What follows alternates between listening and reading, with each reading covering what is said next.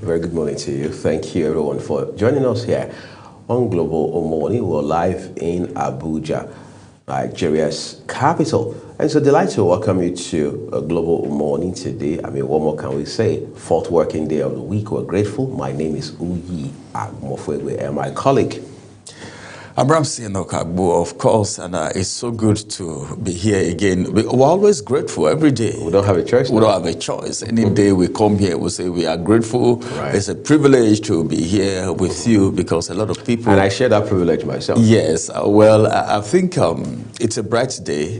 And I don't know, I don't want to say, so that January will knock, February will not come and get angry and start slowing down. But January was pretty fast. Faster than for me, right? For me, I don't know, but it was pretty fast. And when I looked at today and I was like, wow, is this today's date? I was like, wow, January, like a joke. Yeah. January 2026 is fast fading out. We are grateful to God for somebody jokingly said that landlords don't think it's fast. No, please don't talk about those guys because if you want to talk about those guys, in their minds, the month should be ending every week. They should be collecting their money weekly. But then all the same, I think we're working towards that time that the renewed hope estates will get to every one of us, so that the issue of house rent and all of that will become a thing of the past, or probably we can have what happens in developed worlds, where you have to like live in a house, the rent you're paying at the end of a particular period, that rent becomes what you use to buy the house, or you have mortgages where you can actually own houses. I think we're praying towards that time. And it's a good thing you mentioned mortgage now, Ramsey, because when you look at the hierarchy of human needs by Maslow, you realize that shelter is very cardinal. Very right. fast. Yes, shelter can be that you're renting a property or an apartment, or you're owning yours. But you've got to have shelter. You've got to have roof over your head, like we say, right? But then that's quite a tough conversation to have in the so-called global south. For example, in Nigeria, look at Abuja. I mean, you can say Abuja is on a different level when it comes to housing challenges. The trouble is so much. You look at places like Lagos, look at places like Port Harcourt. I mean, those, as they say, eyebrow cities and all of that. It raises the concern of how much of work are we putting in to ensure that we make the process easier. You mentioned mortgage now, for example. Somebody called me from the US sometime in the middle of last year and said he wanted to acquire property in Nigeria for not more than 100 million. But he would like to pay on a mortgage basis. Now, I don't blame him, all right? He lives in the US. He understands how mortgage works. So somewhere in his head, he expects that same model is replicated back at home. But there's a challenge, because we saw on many occasions on Workers' Day in Nigeria how even those who work for the federal government were complaining about the National Housing Fund. Yes. Right? So if you have a problem with such a system that is supposedly, that is expected to be structured and futuristic and seamless, and then you are going to scratch your head for a second and realize that we have a bigger problem on our hands when it comes to housing than we readily realize. I think the issue of mortgage in Nigeria, please permit me to fault the government, because see, what I don't know, I don't just want to say, let it not appear as if I'm trying to do a blame game. Right. But the truth is, we need to call a spade a spade. Okay, you just give an instance now, which is very clear. What you just said is something that every Nigerian know. Okay, it's in the public space. If we're having a problem, all right, with National Housing Scheme, which is, in fact, something that is supposed to be made easy for the people by the government. If we're having issues with it, then what would you say about other individuals or private sectors that want to set up things like that? Well, as it is right now, one of the things that I don't know, that is taking money more out of Nigerians' pocket as it is in capital cities is housing, rent. Don't tell anyone that must you be in the city. Why are you in the city? Because some people will tell you, must everybody migrate to the city? Why wouldn't they migrate to the city? See, there is a way we can make these things very easy. Replicate what is in the city, in the local government councils, in the states. Okay, let's take for instance, we have what we have in the city, in FCT, in Port Harcourt, in Lagos, in capital of states. Instead of people migrating to the city, to Abuja, Port Harcourt, and the rest, they want to leave their villages and go to the states. And if they have it in the states, in the local government council area, because every local government also have their capital area, you know, then what the people will be doing is migrating from the community, from their hamlets, you know, to that center. But we don't have all of this, and that's the problem. And that's the reason you see a lot of people migrating youth as soon as they are done with secondary school or university. The next thing is we need to move to the city because that's where it's happening. But where is the housing scheme? Where is the house? Where is the accommodation? You go to Lagos, people live under the bridge. I don't want to say this one out so that the international world will not hear, even though they know already. You know, but then go to Ijora. There was a day I went to Ijora Olokpa in Lagos. In fact, I saw a family living under the bridge. They just use wrapper to do something like a wall. I saw a television in that room. I saw the kids. I saw the husband and wife. And in fact, I was shocked. I know people live under the bridge, but to see a family living under the bridge. And you know, so I think we have so much to do. These things are possible. All right. If we can spend, I don't want to say billions for maybe to give billions to people who are lobbyists, or maybe pack money from here, stash it somewhere abroad, and some people will even die and live it without other people knowing. And if we have that kind of money, these things are things that we can achieve. If you go around Abuja today, you'll see some estates uninhabited. Those are estates that should be confiscated and given to the average Nigerians because no one is claiming it. You know, so mortgage is something very important, and housing issue, rentage is a big problem in not just FCT alone, but in Nigeria as a whole. Well, a lot for us to talk about here on the program today, including issues around the 2027 general election, particularly as it has to do with the presidential poll. We have realized now that the dynamics are changing very fast. All right, there's the question of how much of support President Bola Tinubu will be able to garner from the North this time as against what he had accomplished in 2023. Given that some prominent figures from that region of our country have left the APC, they moved into the fold of the opposition, particularly in this case, again, the African Democratic Congress, ADC. We're also going to be looking at young people, youth. How can they participate better in the electoral process? Instead of saying that we need to be given a chance, can they be more proactive, ingenious, as they say, politically speaking, taking their own destinies in their own hands? We'll take a quick break now. All of that and more coming. Please stay with us. Wake up with Global Morning, your daily guide to what's happening and making the rounds.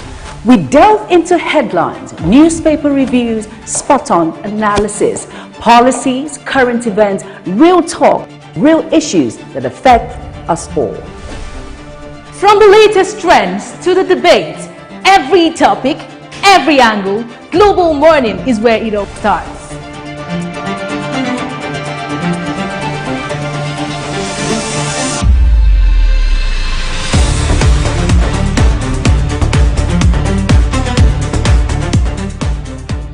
Global Morning, For the latest issues, always on point. Watch Global Morning Monday to Friday at 7 a.m. Saturday and Sunday at 8 a.m. on Global Television.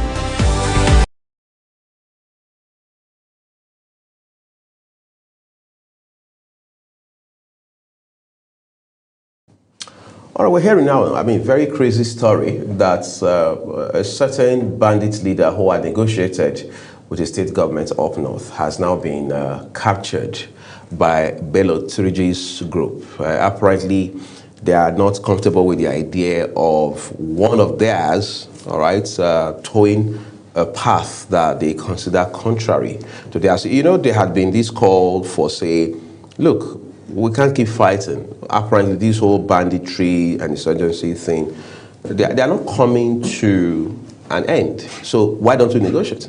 And then some of these bandits were told, decided to negotiate with some state governments. And today, one of their leaders has been captured by the Bello Turji's group, apparently for being a renegade. Yes, and that poses a lot of questions, and that poses more. That creates more room for suspicion. Right. This is it. Okay. Can we now say the terrorists now also have factions? As it stands now. As it stands. Do we have a different way to look at it? Meaning they have factions. Some want to negotiate, others don't want to. And a school of thought will tell you that there are undertones, there are more to this issue of terrorism in this country than what we just see in the surface. We've heard people who were arrested at some point say, well, this is who sent me. All right, this is how much I'm being given after every operation. Like the young man that bombed the mosque, you know, that was arrested. You know, he even called the name of the man and all of that. Right. And some persons have said, well, there is a political undertone to the whole situation, even though I know in Nigeria, nothing happens that people will not connect to politics. But then, if you do a proper investigation, you may find out that it's not far-fetched from the truth. But the question is this: who is the person that wants negotiation? Who are those that don't want negotiation? Right. All right, meaning we'll have a faction now. It could be that maybe the people who are actually sponsoring terrorism for their selfish interests, for what they will get at the end of the day, wanted a negotiation so that at least they can make more money. Then this other faction, after negotiating and collecting money, this other faction that are saying we are not out for negotiation, will now continue. Then there will be a chaos, then there will be confusion. That's what it means. But there is wisdom in what is happening right now. That is to say, what these people, we were talking about this yesterday on Journalists Roundtable, and where I was asking questions. If you want to negotiate, what are you agitating for? What do you want? You said education is a crime.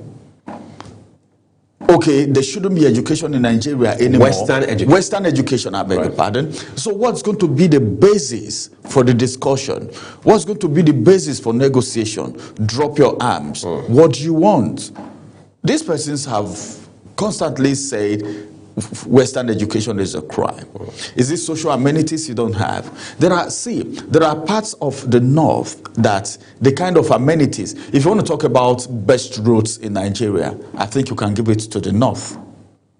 If you want to talk about amenities, facilities, you can also point one or two places, all right, in the north that you can have very fantastic facilities. But all these facilities have been destroyed by people who are disgruntled, people who said Western education is a crime, which is their motto. That's what they are holding to. So now, the way it is, I think we need to intensify our intelligence. Our level of intelligence needs to be intensified for those at the forefront. Investigations need to be done. Who is actually pushing for the negotiation? We've seen people who have been in the front line to say, well, let's negotiate with these people. There's no need fighting them. They are part of us and all of that. Is it that those people have different agenda? Are they speaking the minds of these terrorists? Because now it's obvious that what they were saying is different from what the terrorists want. And that's the reason they are even going as far as capturing someone who was in the forefront of the negotiation. So a lot should be done. A lot, if we must get rid of this menace, this issue, this dastardly act that is being perpetrated by these unscrupulous elements, then it means we really need to do more investigation, intensify our level of intelligence, and know what's really wrong, who are behind all of these shady deals. Well, what more can we say? Fact of the matter is, Ramsey talked about how that we don't have to keep politicizing every issue. But are the politicians not, well, that's their character, basically politicizing it, all right?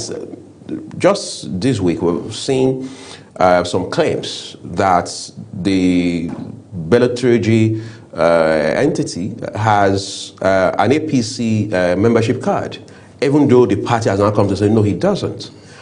Even if, without conceding that somebody was being mischievous by issuing him that card, or someone within the bandits network was trying to be maybe smart by half, by, if you like, doctoring the membership card of the All Progressives Congress, isn't that enough basis to even say, let's double down on efforts to get this man arrested? Yes. Because on the one hand, he has already done enough damage to lives and property in this country, especially in the north. He has already embarrassed this country. He has already bastardized the image of this country. Add to that, he's also now making rubbish. I mean, making a mockery of the ruling party. So you don't want, you can't have that. You can't have one man, one individual, all right, putting up a fight against the country, and all we keep hearing is that the man is at large, that security agencies are closing in on him, he'll be arrested very soon. We know these things are not going to happen at the snap of fingers. Actually, there's no magic wand for fighting off insecurity. However, if you look at what they call the law of comparative advantage, you should be asking yourself, is Bello-Turji more powerful than our own robust and vibrant military? Yes, it's a big issue. It's a big issue. I think I'm even wondering, sometimes I sit down and I think all alone, how powerful is this man? Where is he hiding?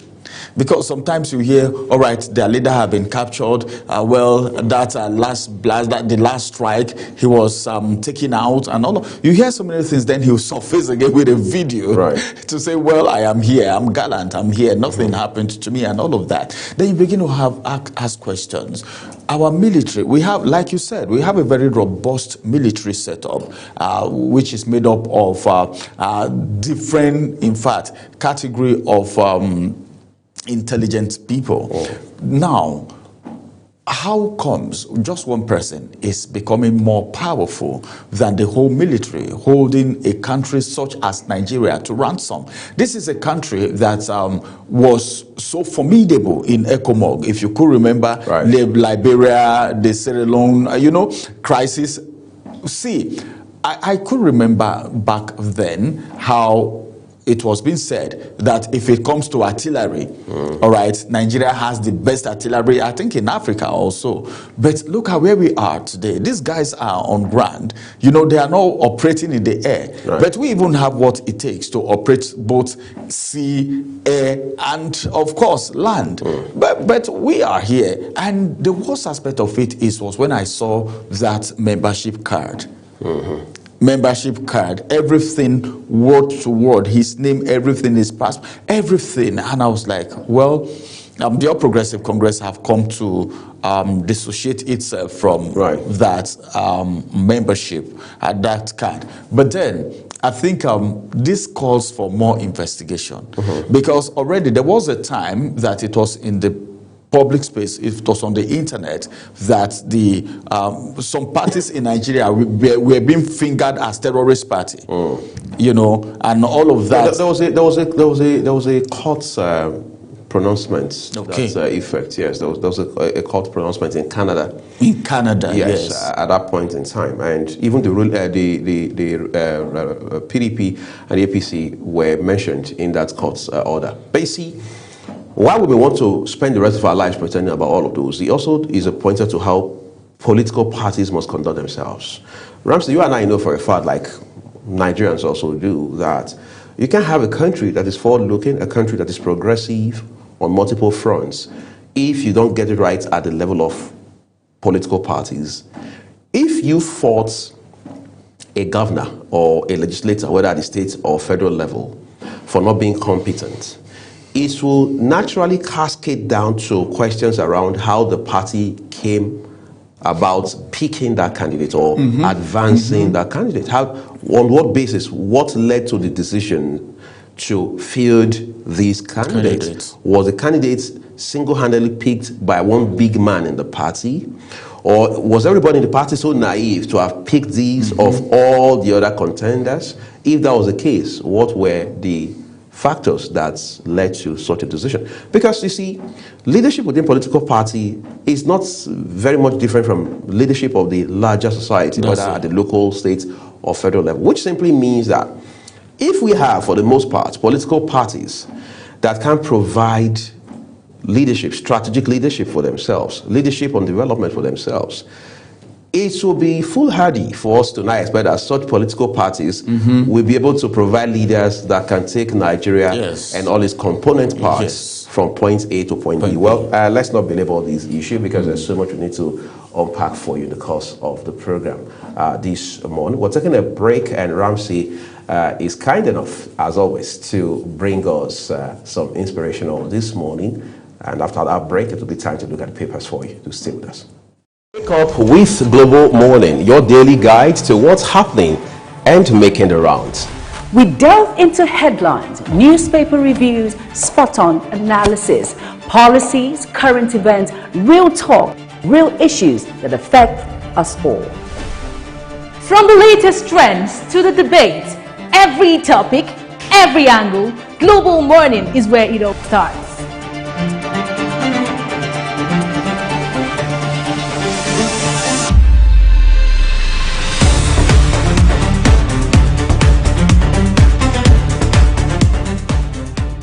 Global Morning, For the latest issues, always on point. Watch Global Morning Monday to Friday at 7 a.m. Saturday and Sunday at 8 a.m. on Global Television.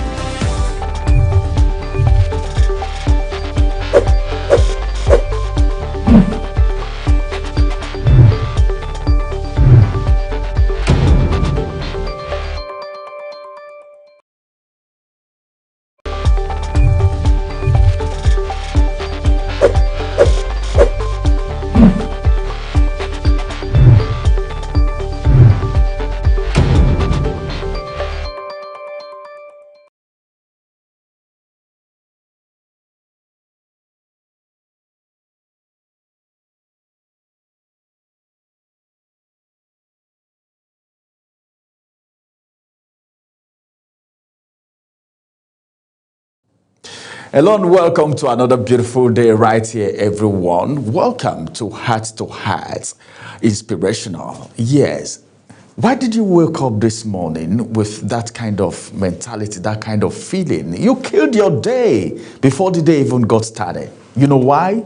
Because that kind of feeling that you woke up with, the feeling of, no, I won't be able to achieve this today because the money in my pocket is not enough, because of what that person told me yesterday. It is killing, it is destroying. You killed your morale before the day even started. Why? You don't need to do that. Every day that you wake up, one thing I tell people every time is this: anytime you see the day, open the door, get out, and just look at the sky and see how bright the sky is. And tell yourself, this is how bright my day is going to be. But it takes more than just claiming it. I'm not saying it's not going to have faith. That's not what I'm saying. But then, with faith, action needs to be there, because even faith without action, they said, is dead. But today, I just want to talk to us, let's rub hearts on a topic that I titled Discipline Will Take You Where Motivation Cannot.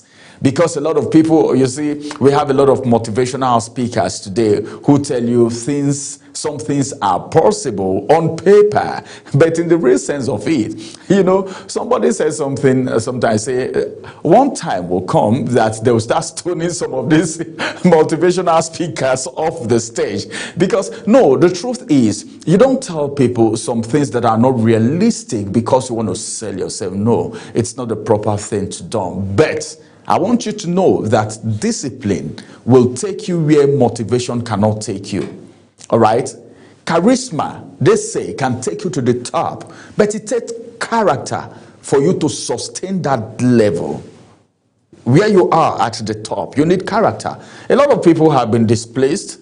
A lot of people have missed their opportunities. A lot of people have condescended.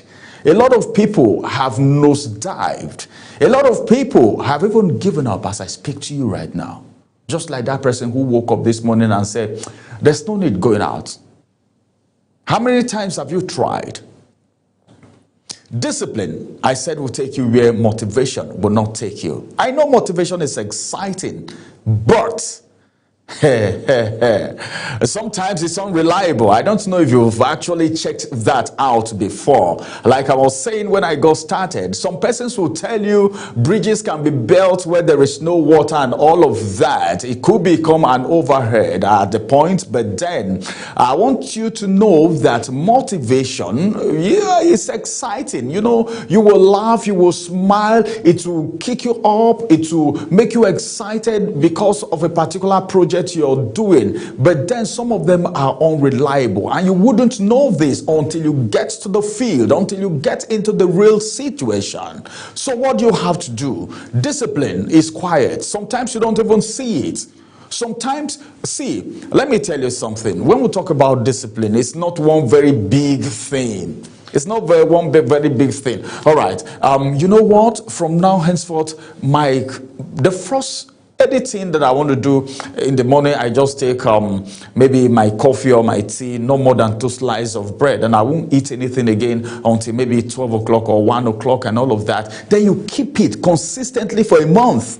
Or probably there is something you want to achieve. You said, okay, we are in the world of artificial intelligence now, and in the nearest future, this is going to take over the world. So what do I need to do? Every day, I want to commit 30 minutes to studying a particular aspect of AI. Then you're consistent in it. Very small. Some people may not even know what you're doing, but you are always in front of your system instead of gallivanting on social media, laughing, looking at people who are saying some unrealistic things that are not real. You just go do your thing quietly. But then I want to tell you that those little things you're doing, your consistency on it will result to it being a very powerful thing in the nearest future.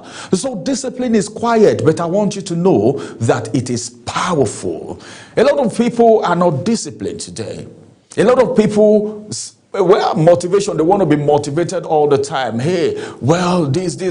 Please, I don't belong to the school of thought where everybody is telling you you are doing well, you are doing well. Please, any day, anybody tells you you are doing well, that person has given you an assignment. Go check yourself out. Are you really doing well?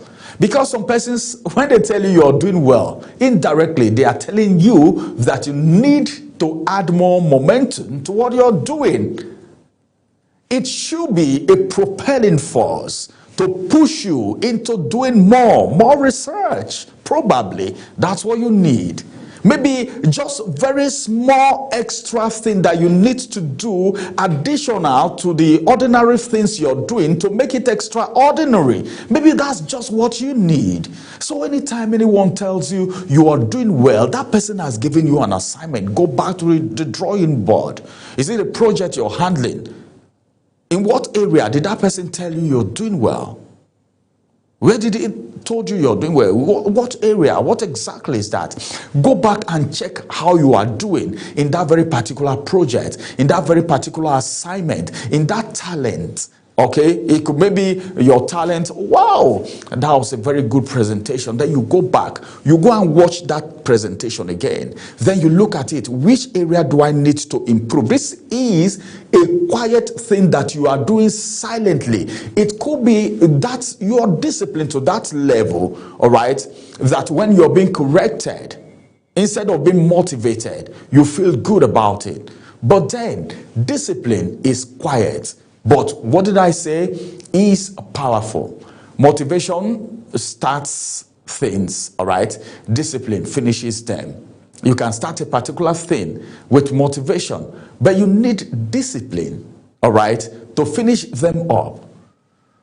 The life you want is built on moments when you don't feel like showing up sometimes, but you do it anyway. You know, sometimes, let me give you this illustration. Sometimes for people who farm, people who go to farm, sometimes when it rains, maybe it's drizzling, and they say you should go to farm, you feel very reluctant. Oh, it's drizzling. Oh, the grass now, there is water everywhere. I can't go to farm. You know, that moment that you don't feel like showing up, but you go ahead to do it. Motivation is good, but then you don't need to rely on it, because sometimes you may not want to do certain things, but then you just go ahead. It's a discipline. Already you know you need to go. You discipline yourself over a particular thing. I've seen people, I've heard, some persons even talk to me about it. Sometimes maybe a doctor will tell you, well, this is not good for you anymore.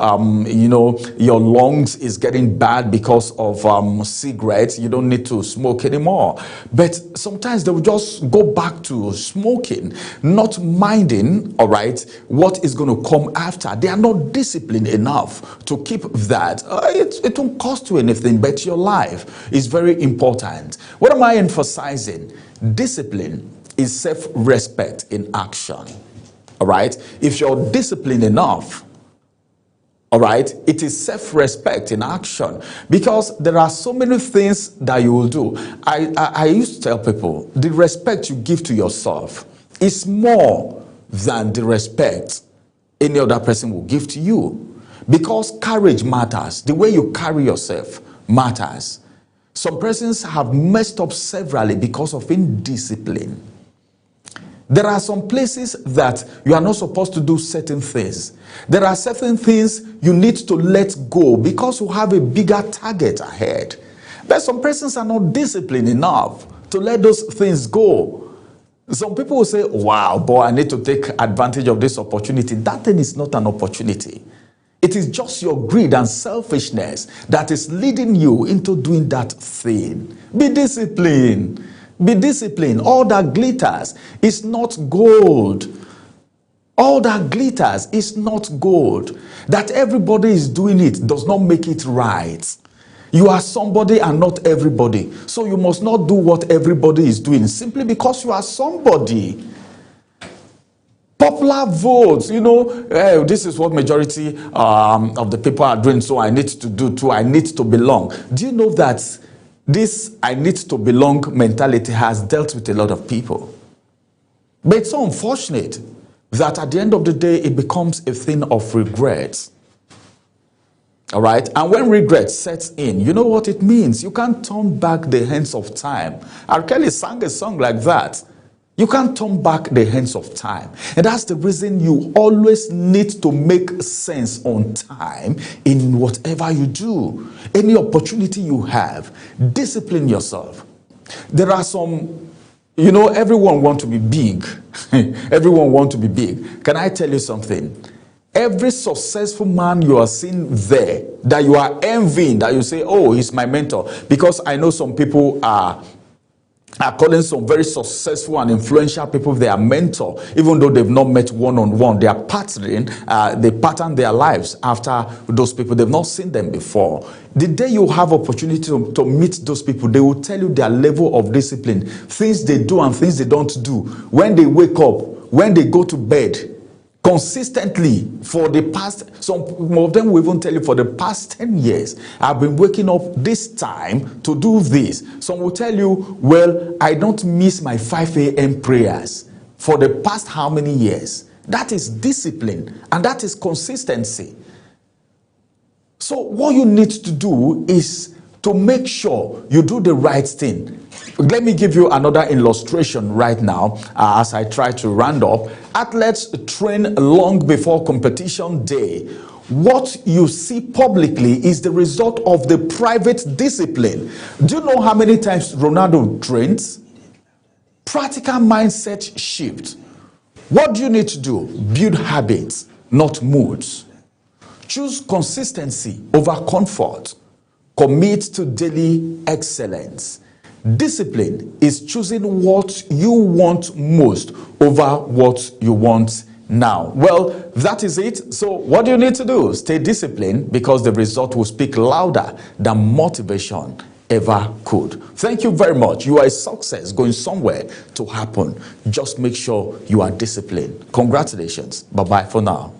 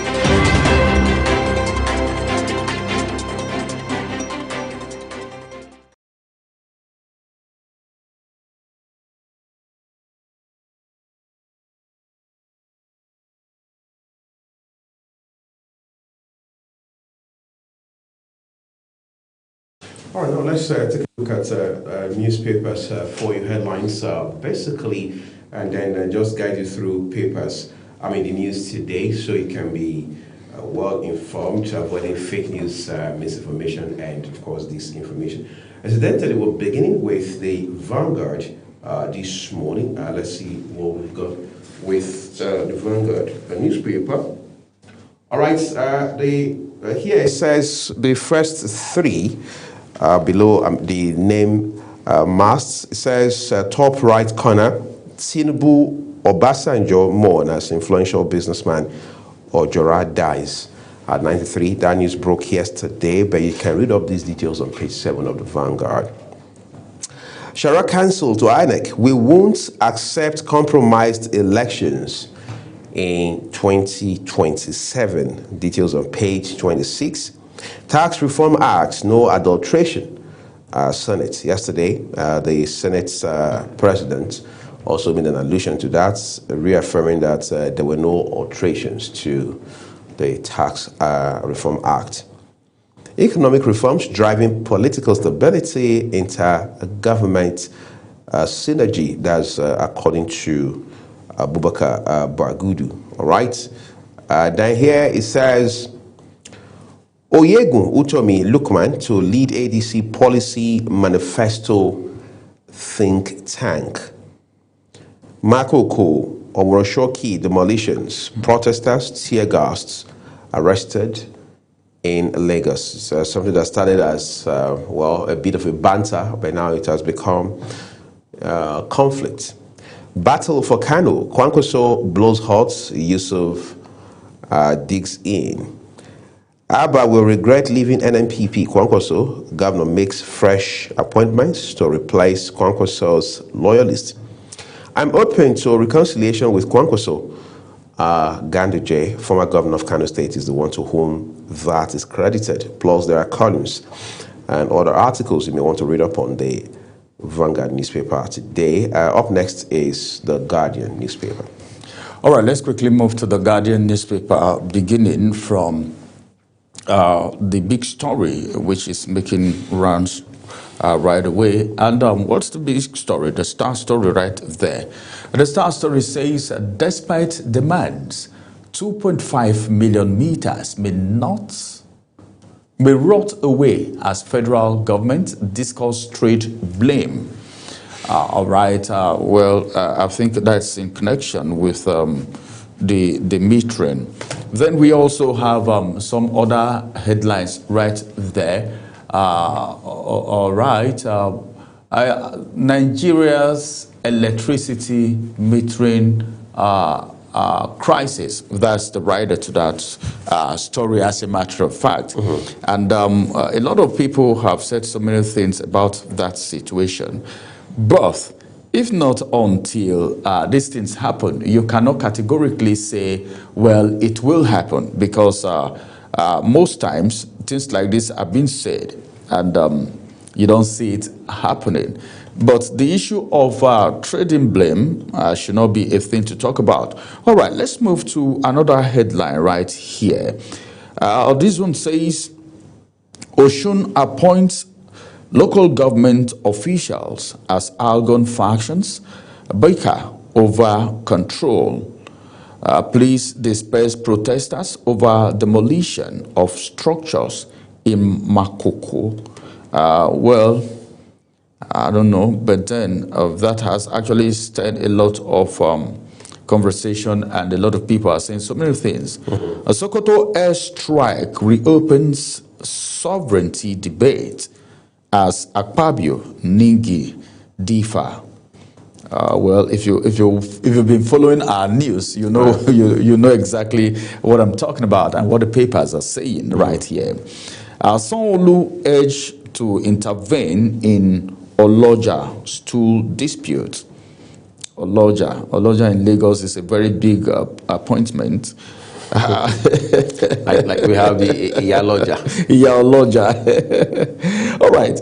Finally, from here, from the Guardian newspaper, I have this headline, which says telcos risk $8.85 million fine over poor telephone service as NCC plans sanction. I don't want to call name, but I can call name of some telecom companies right now that are behaving as if they are fraud. They will give you data that you can't use. Their network is so bad. In fact, before they even connect you with people you don't know. How does that work? Yes, sometimes you see somebody call you and start calling you a different name and start telling you what you don't know anything about. Right. Then you say wrong number. Some can even call you and start speaking Igbo to you, whereas you don't even know come in Igbo. Some will say, I am this person. You know, so sometimes these things are misleading. And somebody may feel, well, this person is just trying to avoid my call. Whereas it's a wrong number, it's a wrong connection and all of that. So if NCC is rising to the occasion, I think it's a good one. That needs to be looked into on a very serious note. Right. Well, let's move to the next paper. It turns out we have the Nigerian Tribune for you. Top left corner, Osun local government crisis. Tinubu should call Oyetola to order. That's Governor Adeleke speaking. Says court sacked APC chairman lack mandate to stay on and cancels. Police arrest 6 suspects over 7.75 billion naira telecom fraud. Recover 2 residential houses in Kano, 2 mini plazas, 400 laptops, 1,000 mobile phones. That's interesting. APC governors meet NWC, endorse timetable for convention, comment ongoing e-membership. Those are your details from page 24. And then going a bit further down, Naira strengthens to record 1,400 to the US dollar at official market. Adekunle Ojora dies at 93. You can read up on page 4. And then the Star headline tells us, Manufacturers Association of Nigeria, that is MAN, laments energy costs as Peter Obi knocks Tinubu over electricity stability. More than 676.6 billion naira spent on alternate energy costs in first half of 2025. That's again what the manufacturers are saying. Police tear gas anti-demolition protesters at Lagos Assembly Complex. Oil-rich community reps seek federal government intervention over a rift between Ondo, Ogun. Sit at home. Soludo vows clamp down on more markets. Apparently, that's more like a follow-up to the shutdown of the popular Onitsha main market. And finally, it says insecurity. 2 Kwara local government areas declare 24-hour curfew. Who would have thought the day would come when even Kwara State would be talking about curfew? No thanks to the spate of killings, abductions, and insecurity. All right, well, Ramsey has the next set of headlines for us coming from the Nation newspaper. All right, let's quickly look at the Nation's newspaper this morning. And of course, a couple of headlines there. Business icon Adekunle Ojora dies at 93. PENCOM approves upward review for 2,116 retirees. Some people tell you these are the most neglected people in Nigeria, but then you can't say. Oyetola Algon, APC faults Adeleke's claim on councils. All right, that's the issue on ground at the moment. A government set to reclaim ungoverned spaces with military retirees.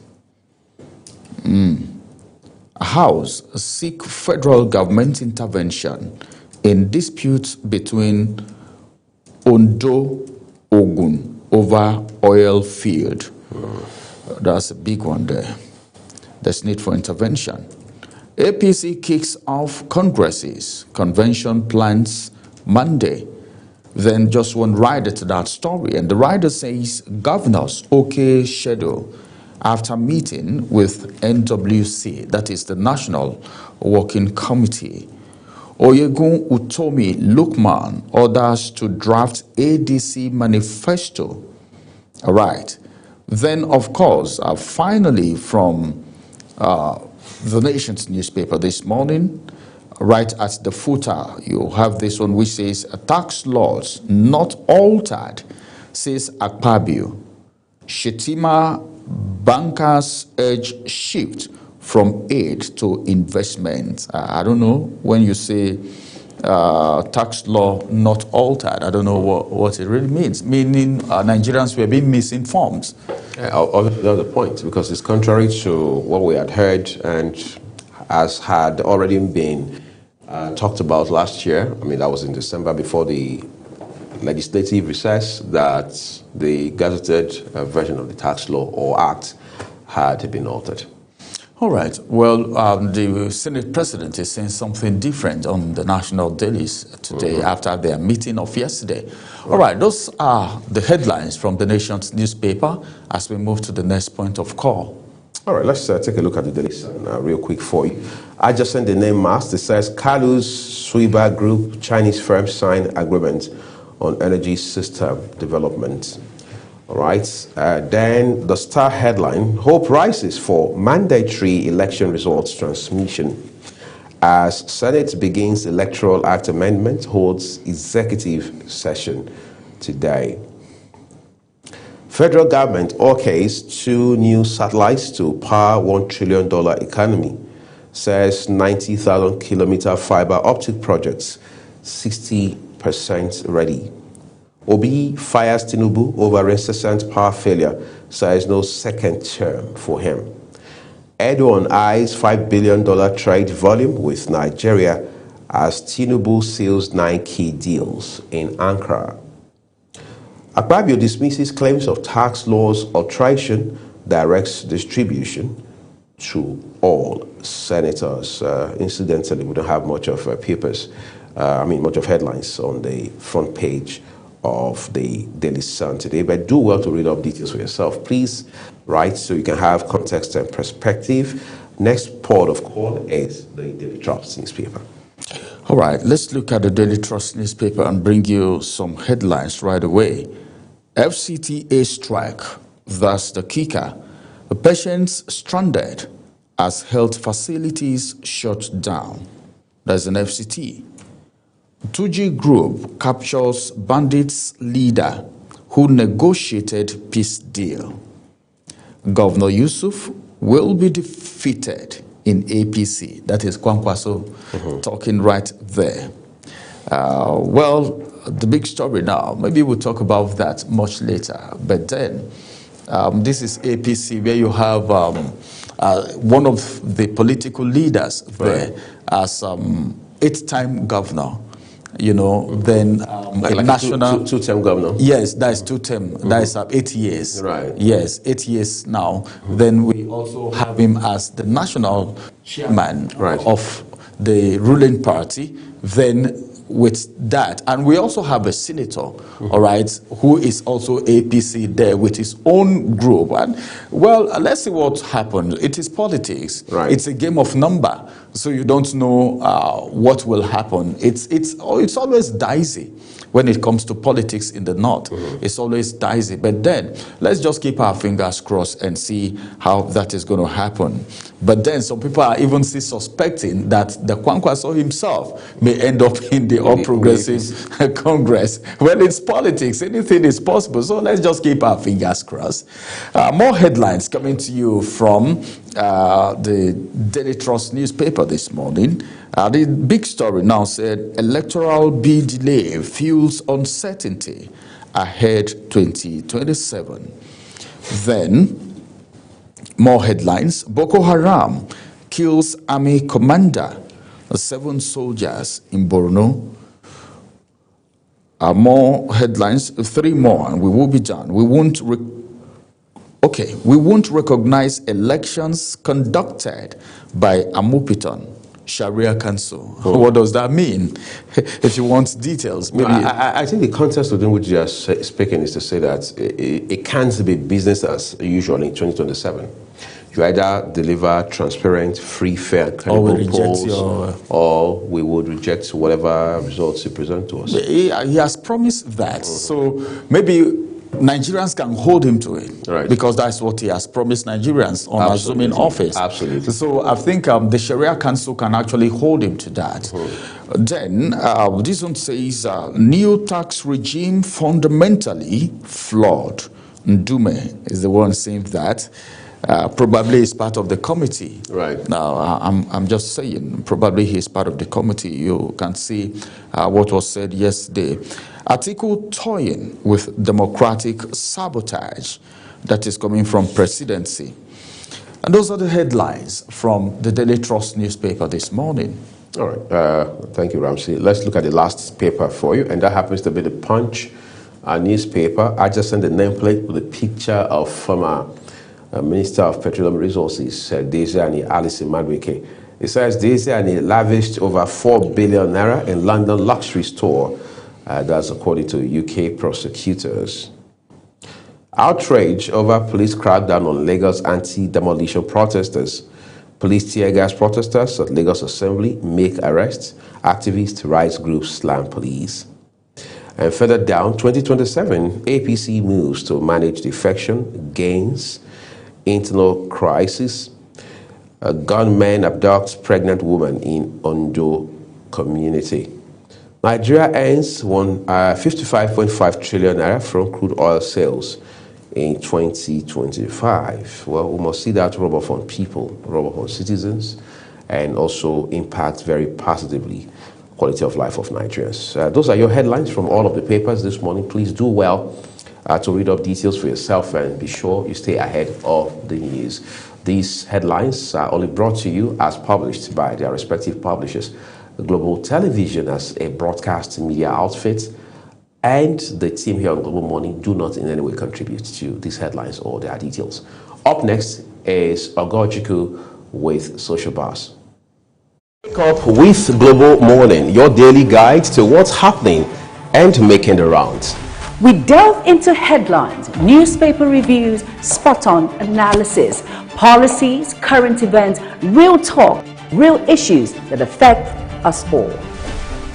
From the latest trends to the debate, every topic, every angle, Global Morning is where it all starts.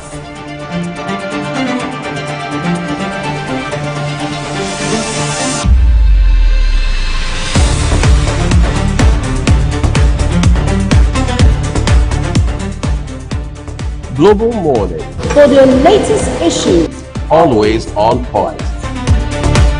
Watch Global Morning Monday to Friday at 7 a.m. Saturday and Sunday at 8 a.m. on Global Television.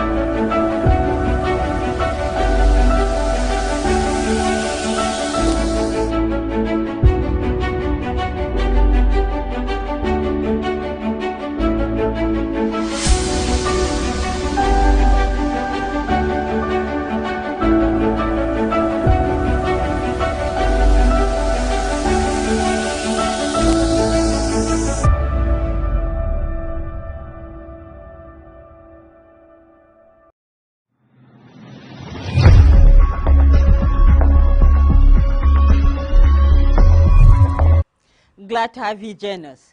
A drop in horizontal visibility have been observed over most parts of the northern region. Further reduction is expected within the next 24 hours as another dust plume has been lifted over the source region as indicated by the satellite imagery. This is likely to reduce visibility across the north and the north-central regions, resulting in moderate dust haze. Thick dust haze is expected over Borno, Yobe, Jigawa, Kano, Katsina, and parts of Bauchi State. Over the southern parts of the country, patches of cloud are anticipated, with prospect of isolated thunderstorms in parts of Lagos, Ogun, Delta, Bayelsa, and Rivers State. A slight drop in temperature is also expected due to dust particles in suspension. And that's where we conclude the weather forecast. I'm Sefia Sayunusa. Stay informed and stay safe.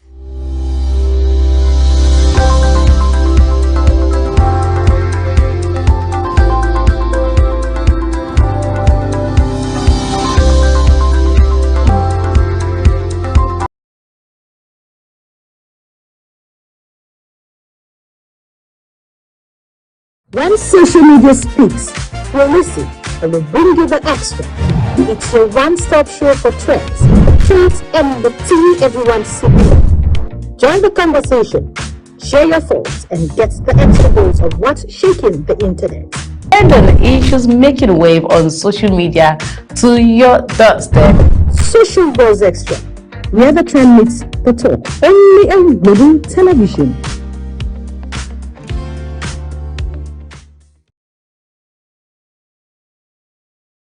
Good morning, the Global Morning crew, and good morning to you, our viewers. I am Ogot Kumobno. It's another day to look at what's trending on social media all around the world, and this one will take in it from Lagos. And today, police fired tear gas at residents protesting in Lagos. This happened yesterday. Operatives of the Lagos State Police Command on January 28 fired tear gas canisters at residents who staged the protest at the Lagos State House of Assembly complex over ongoing demolitions in several communities. The protesters had gathered at the Assembly complex to express opposition to demolitions affecting Makoko, Owode, Oniriun, Oworon Shoki, and Babaijora, accusing the state government of carrying out the exercises without adequate consultations, compensation, or resettlement plans. The peaceful protest took a different turn when the tear gas canisters were fired. The protesters immediately took to their heels. Some of them sustained injuries while fleeing to safety. I would like to take a look at that video.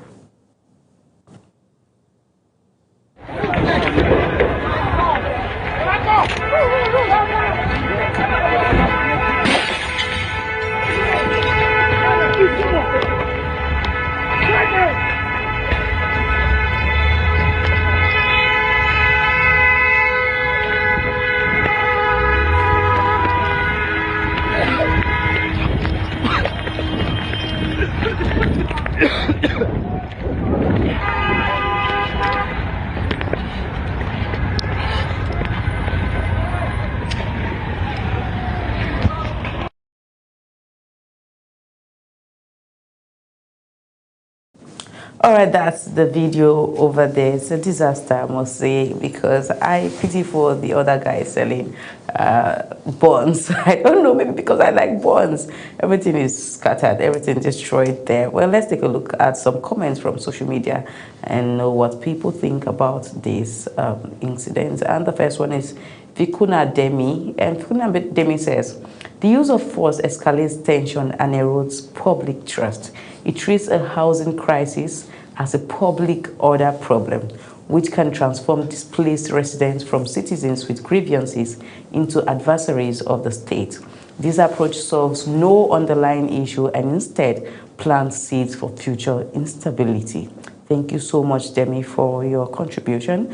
The next comment is from DJ Blue Flames. And Blue Flames says, oh, that guy selling puff puff. Okay, that means someone also feels that. His only crime was to come out to look for his daily bread. Now he's been most likely put in debt because most of the time they don't own the businesses directly. Very true. This country gives me depression every now and then. That's how he ends his comment. All right, the last but not the least comment is coming from Barracks. And Barracks says, I support the earlier dispatch. They can write and send petitions to the State Assembly. Reason, any gathering or form of protest in Lagos usually hijacked by hoodlums, and just a twinkle of an eye, properties will be destroyed, lost of life. All right, that's someone, supporting that, he's not in support of the protest. Instead, he said, why not write to the State House of Assembly instead?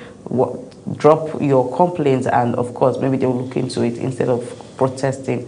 But at this point, I want to ask, did they not write? Have they not written? Because this demolition did not just start today. Different people have spoken about it, and nothing seems to be done about it. And there's someone, earlier read, when I was reading the comments, someone said there's no compensation, nothing at all. Well, I'm not alone today in the studio. I have with me Ramsey Agbo Enoch. Good morning, Ramsey. Yeah, good morning, Ogochukwu.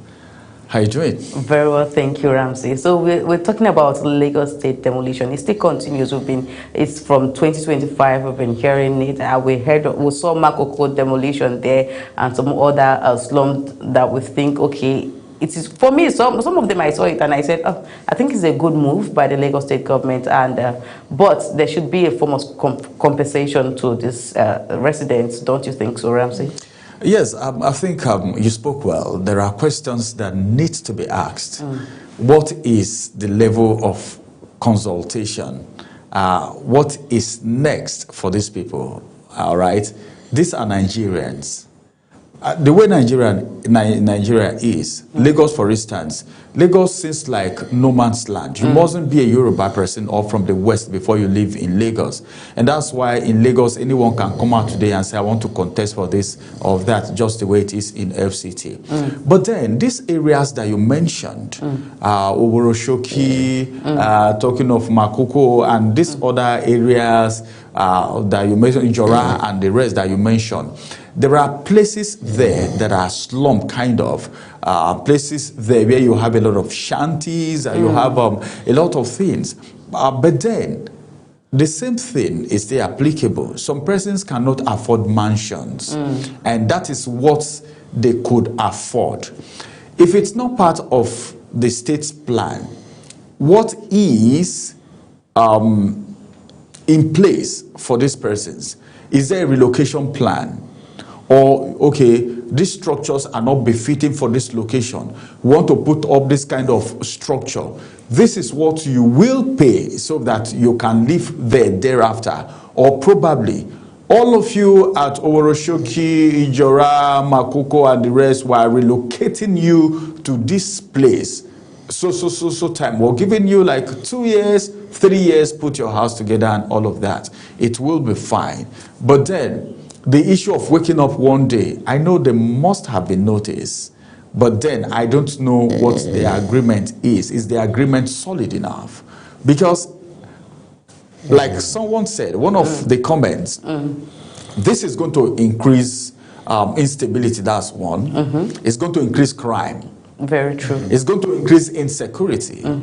in Lagos State, not just at these locations. You know how Lagos, I'm a Lagos person, so I know how Lagos works.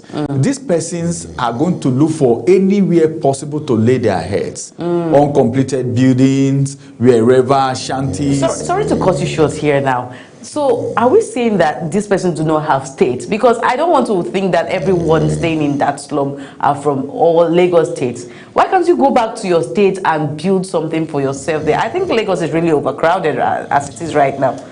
And you mentioned earlier that, okay, they want to build something, after demolition they want to build something, and also they are going to liaise, maybe they might liaise with these residents, the former residents of this place, so that they know what they have and they can afford the new building. But most times we don't see it that way. We know how demolition works. After demolition, they are mounting one penthouse there, and you cannot afford it. You as even a 9 to 5 cannot even afford that buildings most times after demolition. We saw that in Abuja when it happened during El-Rufai's time, and most of these places that they demolished and they rebuilt houses, these ones you cannot afford them. Ogochukwu, let me tell you something. This one that you are saying, that is if it is not one big man in quotes that wants to do something in those areas. It is if it is not somebody that has claimed that place, want to build an estate probably and make money or something. That's when we'll even be talking about that. The issue of those people might not be from Lagos. See, if you go to Kaduna today, you see a lot of people that are not from Kaduna State. Some of them cannot even go back home anymore. Some of them are aged. The only thing left is maybe when they drop, when they give up the gold, they just take them to the village.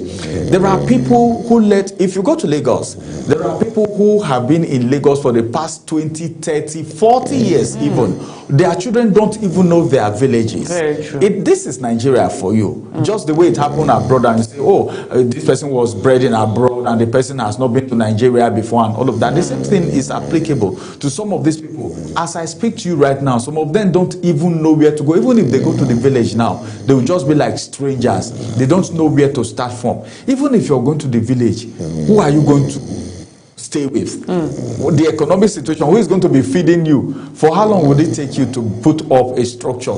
How much do those people, some of those people, even have in their bank accounts? Can they build any house, a structure of their own for themselves, even back in the village? That's the thing. Yeah, so a lot of things need to be put into consideration when certain things need to be done, because some of these things are compulsory and they are necessary. But then if it must be done, we should also consider the humans who are also Nigerians by rights. Of course, thank you so much, Ramsey. And again, to add to that, I think the housing scheme in Nigeria should do better.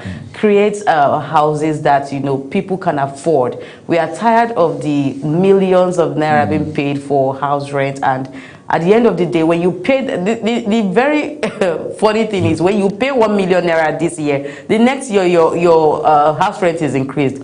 They are doubling it, either 2 million or they are giving you 1.5. And you're asking yourself, what exactly did they do in this house? There is no renovation, nothing of sorts happened, and yet your house rent has been increased. So if the government can help, make a housing plan, like a plan that can actually suit these people, even if it's just 2 bedroom, 1 bedroom, like a rural settlement, but in a classy way that people can actually afford, because you can't displace people and expect your environment to be okay. They will litter everywhere, and at the end of the day you'll be looking for how to gather them again and throw them somewhere. Where do you want to put them? No IDP camps. All IDP camps are full, and these are not just displaced people. They had jobs. They also had their own settlement, just that you feel like that place they're staying is not cool. Perhaps maybe it's blocking waterways, or maybe it's on the road or something. Because I remember during El-Rufai time, vividly in 2005, when he demolished a lot of places in Abuja, he said those houses were actually on the road plan.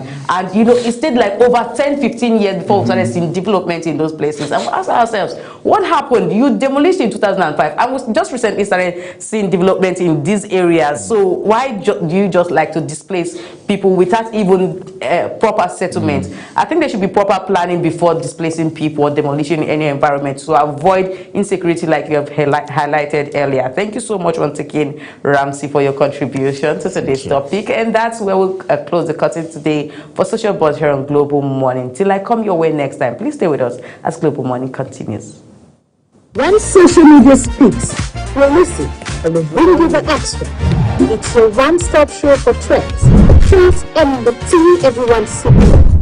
Join the conversation, share your thoughts, and get the extra dose of what's shaking the internet. And on the issues making wave on social media to your doorstep. Social Buzz Extra, where the trend meets the talk. Only on Global Television. Wake up with Global Morning, your daily guide to what's happening and making the rounds. We delve into headlines, newspaper reviews, spot-on analysis, policies, current events, real talk, real issues that affect us all. From the latest trends to the debate, every topic, every angle, Global Morning is where it all starts.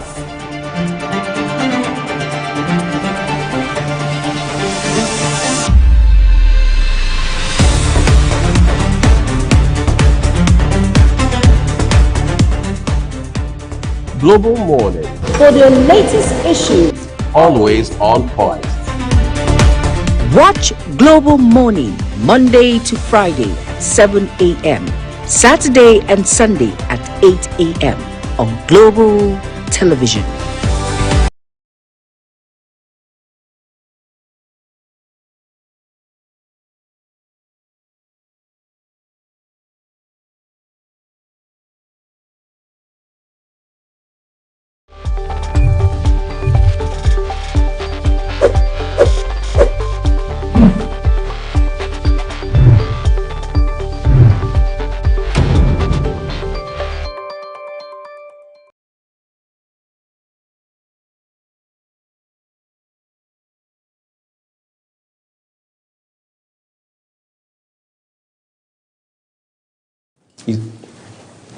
Thank you everyone for staying with us. We'll continue the conversation here on Global Morning.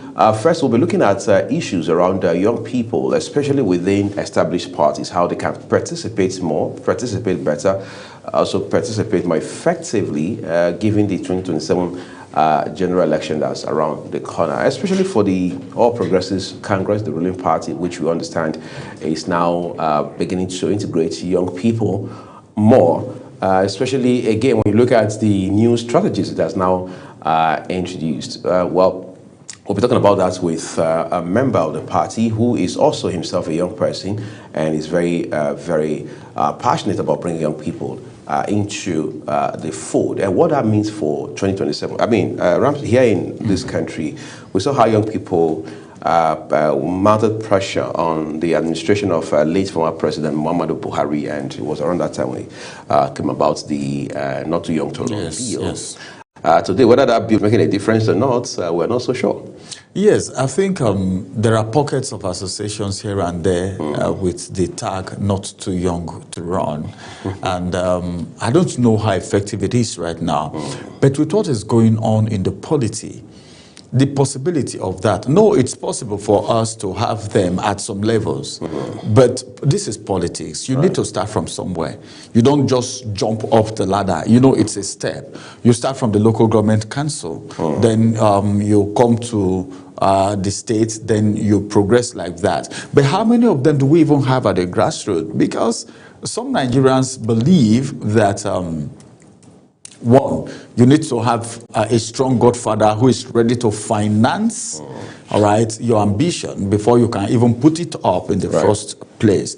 But then the bill, I'm even wondering, the people you want to take over from, they are still the same people that will need to pass the bill. So I don't know how that bill is really going to scale through the processes. No, incidentally, I'm even talking about the one that the former president, the late Muhammadu Buhari, had signed into law, the Not Too Young to Run bill. Yeah, It's supposed to help galvanize efforts towards ensuring the political space, so to say, is open further for young people to come into the space? Because most times what you hear is the older generation doesn't want to leave the space and so on and so forth. But okay. I was thinking about the new proposal that it's coming up that a lot of people are talking about. All right, for that as it is right now, I think the politicians will tell you the floor is open. Right. Let's go to the field. Whoever emerges, that's it.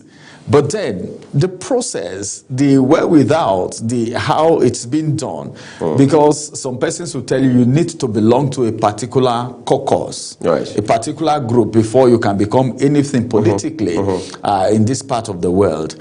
But for the younger people, first of all, the questions we should be asking is how united are the youths themselves, all right?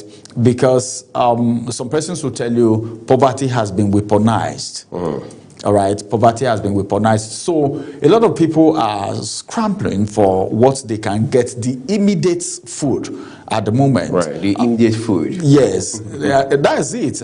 Fast food, as anyhow they want to call it. But then I think it's so interesting that the Minister for Youth and Development right now, as we speak, is a much younger person compared to what we used to have in the past. And a lot of people have applauded that. And some persons are saying with that, okay, with that step, it means it's a gradual process. We're talking about discipline and consistency. Right. Before a father hands over maybe something big, a business, or the father must first of all check out the capacity of the child. You know, how strong and the child is and all of that before that is being done. Right. Well, we are going to stretch this conversation further with our guests after this short break. Please stay with us. Wake up with Global Morning, your daily guide to what's happening and making the rounds. We delve into headlines, newspaper reviews, spot-on analysis, policies, current events, real talk, real issues that affect us all. From the latest trends to the debate, every topic, every angle, Global Morning is where it all starts.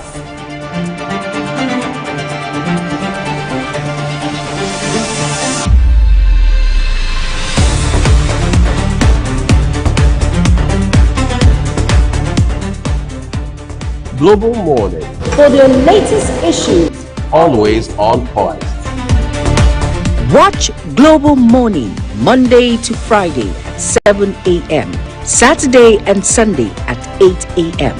on Global Television.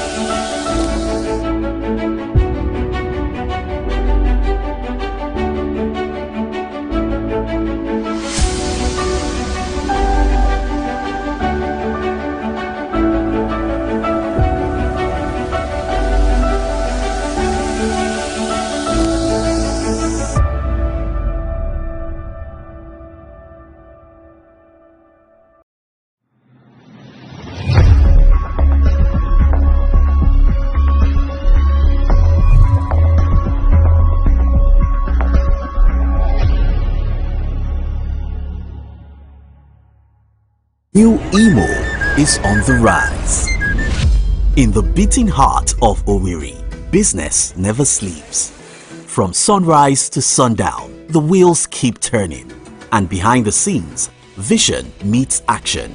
Governor Hope Uzodinma's leadership has left the pages of manifestos to become real actions and achievements. Transformations that piece by piece feels like a miracle. Up with Global Morning, your daily guide to what's happening and making the rounds. We delve into headlines, newspaper reviews, spot-on analysis, policies, current events, real talk, real issues that affect us all. From the latest trends to the debate, every topic, every angle, Global Morning is where it all starts.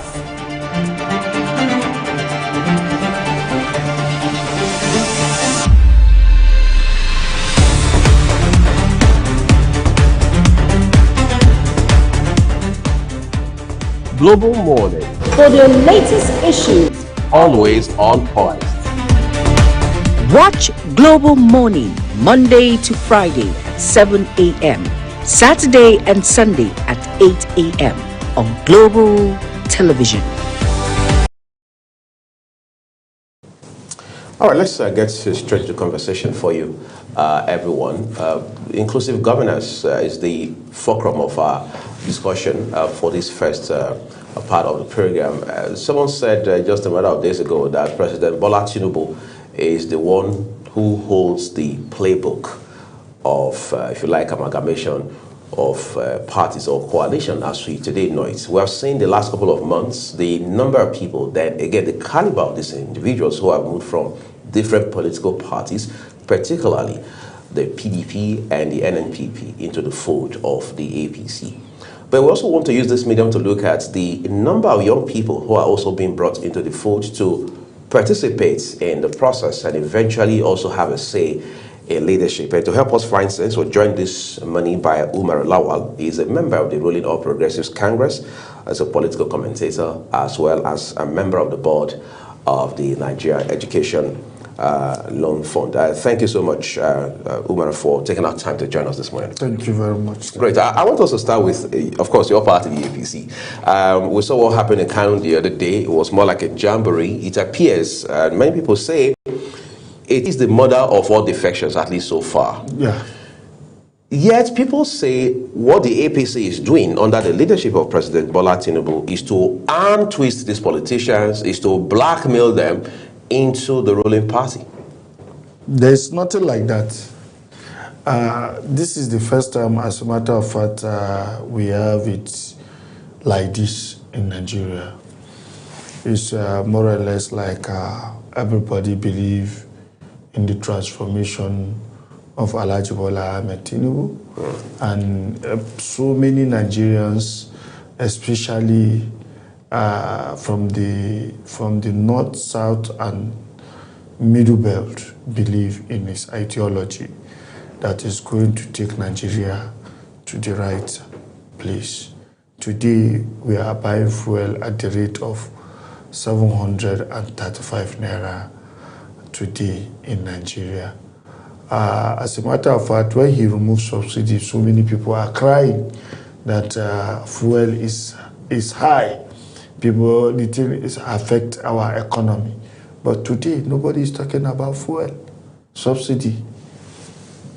Today, nobody is talking about naira fluctuation, that Nigerians are subsidizing USD to naira. But today, nobody is talking about that. Those are the major transformation that people use their eyes to see and believe in. That is why so many people are running to the ruling party, which is APC. I want us to, of course, Ramsey will also lend his voice and ask a couple of questions in this regard. But let's look at how the defection of Governor Abba Kabir Yusuf has now, if you like, altered, changed very drastically the landscape, the political landscape of Kano. Because on the day he formally defected, which was just a Monday, he said that he is now aligning Kano ruling All Progressives Congress. Whereas we know for a fact that what we have always had in Kano the last couple of years has been the Kokosia movement, the NNPP. will the APC, even with the defection of Governor Abba, be able to take Kano in 2027? First and foremost, the Kano State belongs to APC, because as of 4 years or 3 years ago, let's say, Ganduje was the governor of Kano State, and he's from the APC. So they did election. Election is free, fair. There's no election that is perfect on earth. Right. Nobody is perfect. Only God that is perfect. So Ganduje, due to one or two, we lost the election. We went to court from the APC. We have in the Court of Appeal, we have a good judgment. When we went to Supreme Court, the NNPP defeated us and get away with the power that is with us from the APC. So finally, if Abba knows, see that yes, President Ahmed Bola Tinubu is doing the right thing in Nigeria, bringing succor to the masses of Nigeria, making sure that the difference between the poor and the rich is not as margin as it used to be before. It's at close range now.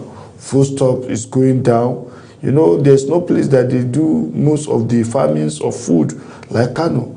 So maybe he was convinced with the current transformation of the president, Bola Ahmed Tinubu, and I believe with what is happening in Nigeria today, every other governors will like to come and join the ruling party, because as of now, we have never had it like this since 1999. Since Nigeria go back to democracy, you will see 20 governors in the ruling party, 20. Yes, I think it's 22, 23. But this time around, we have 31. For God's sake, out of 37, anybody that's got 39, 30, 31, I think it's good to go. All right. That is not even a credit. That is A1 in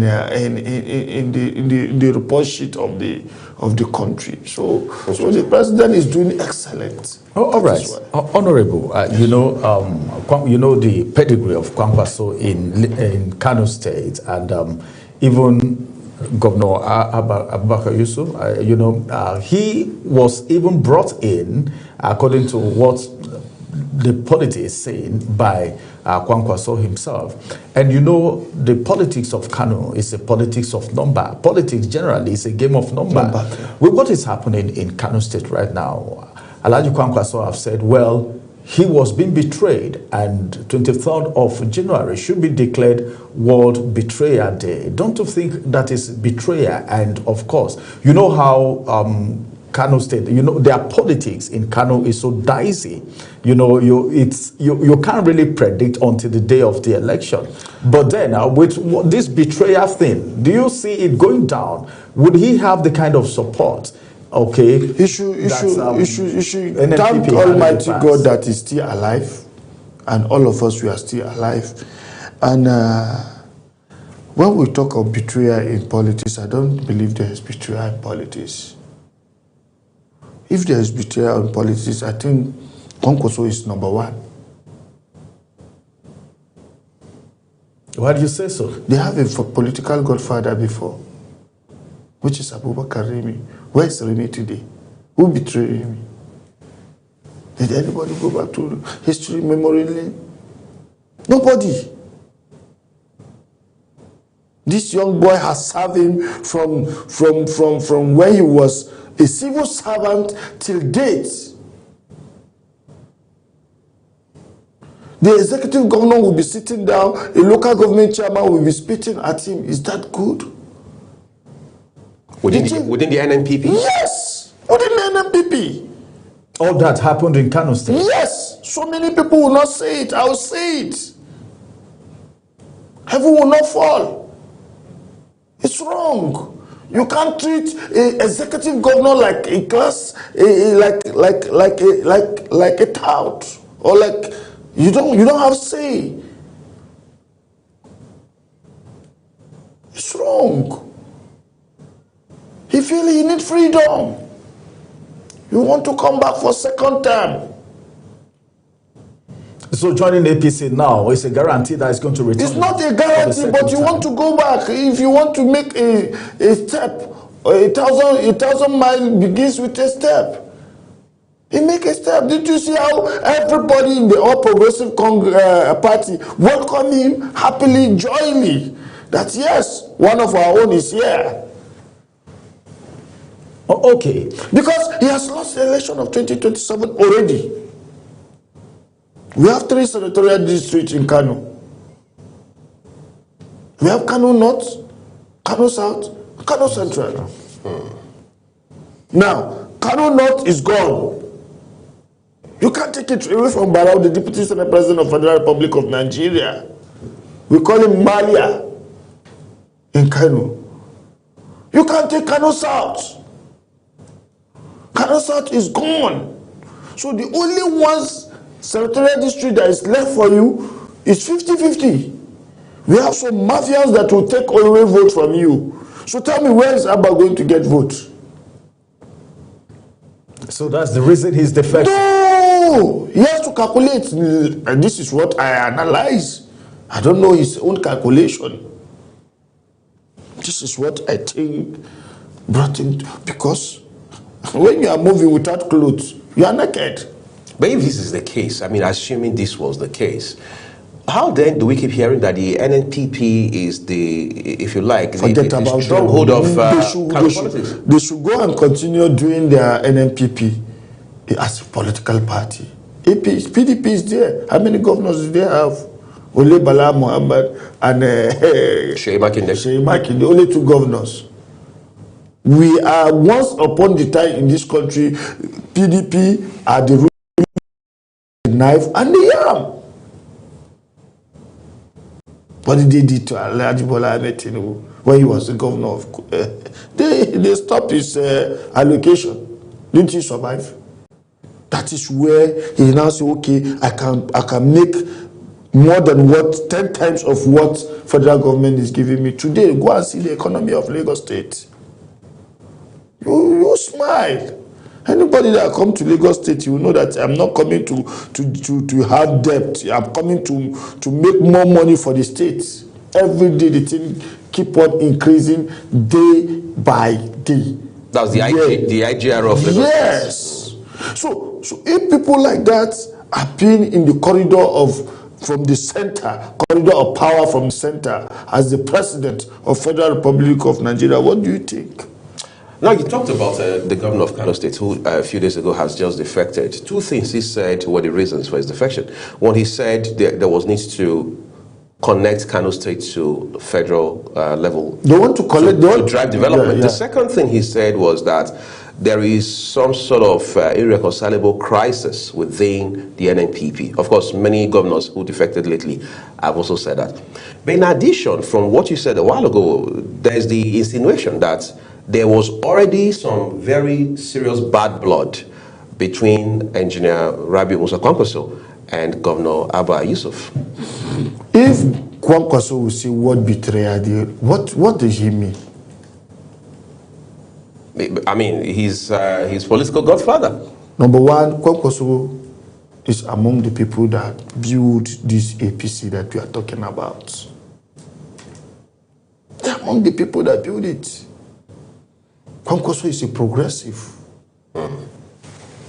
Either he like it or not. Ganduje is a progressive. All of them came out from that. And we know what happened 2023 election.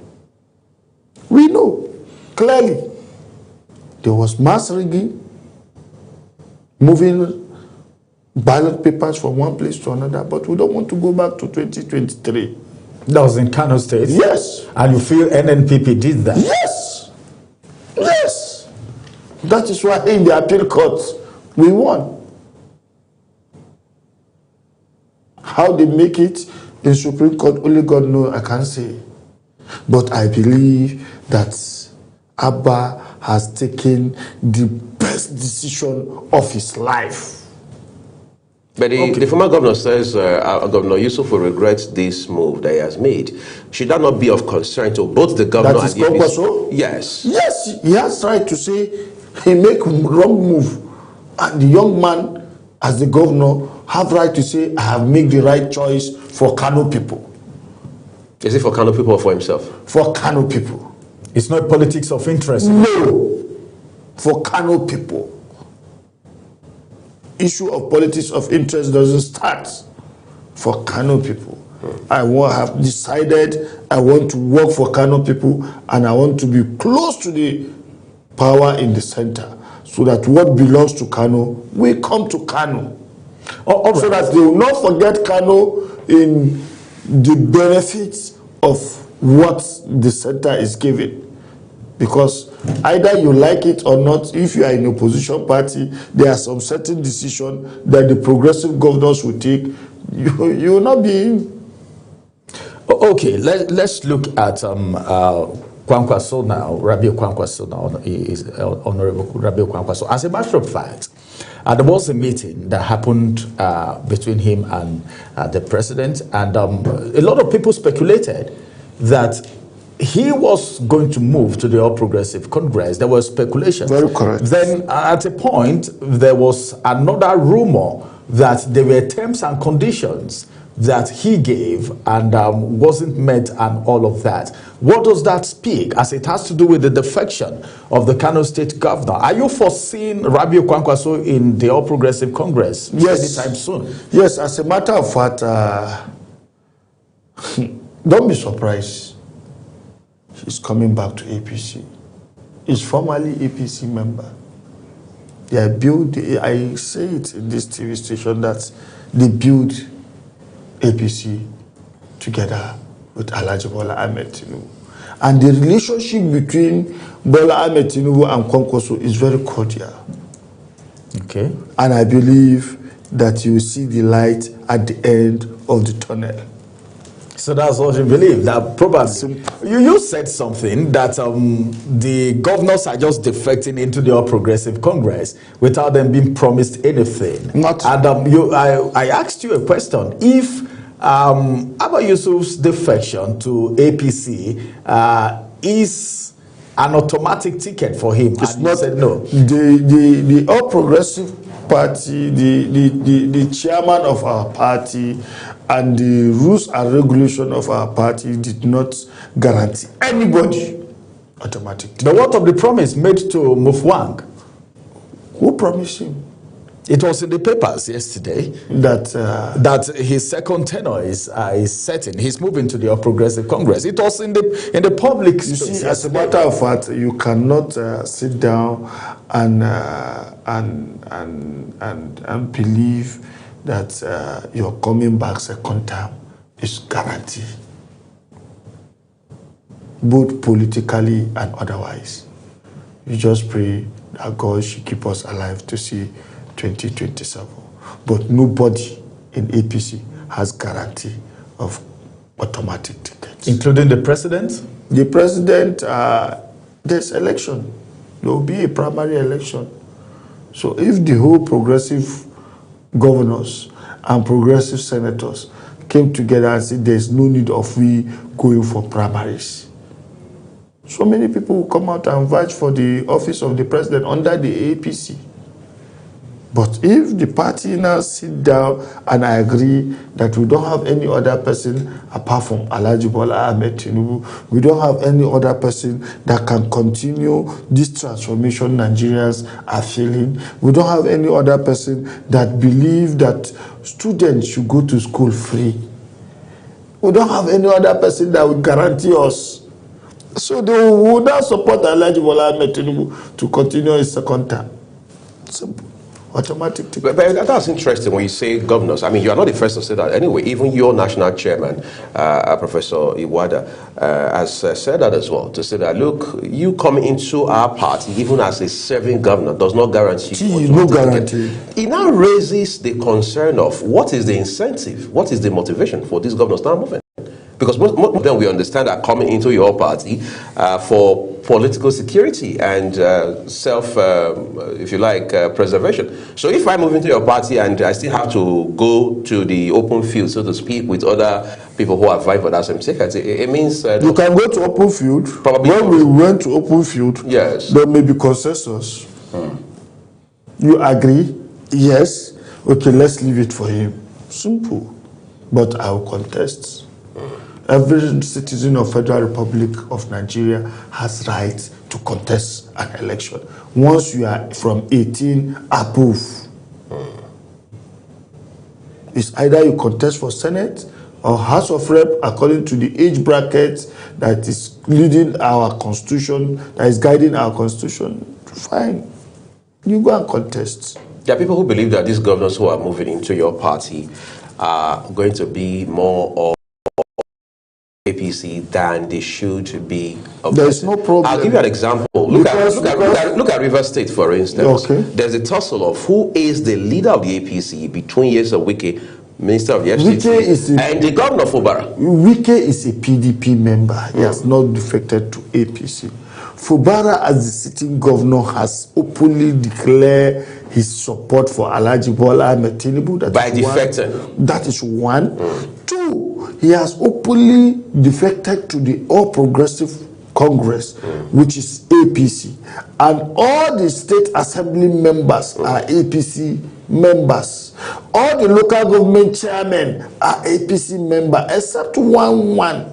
So tell me, if as a sitting governor, all my members of assembly have moved to APC, all the, what they call it, local government chairmen, all of them are APC. What am I waiting for?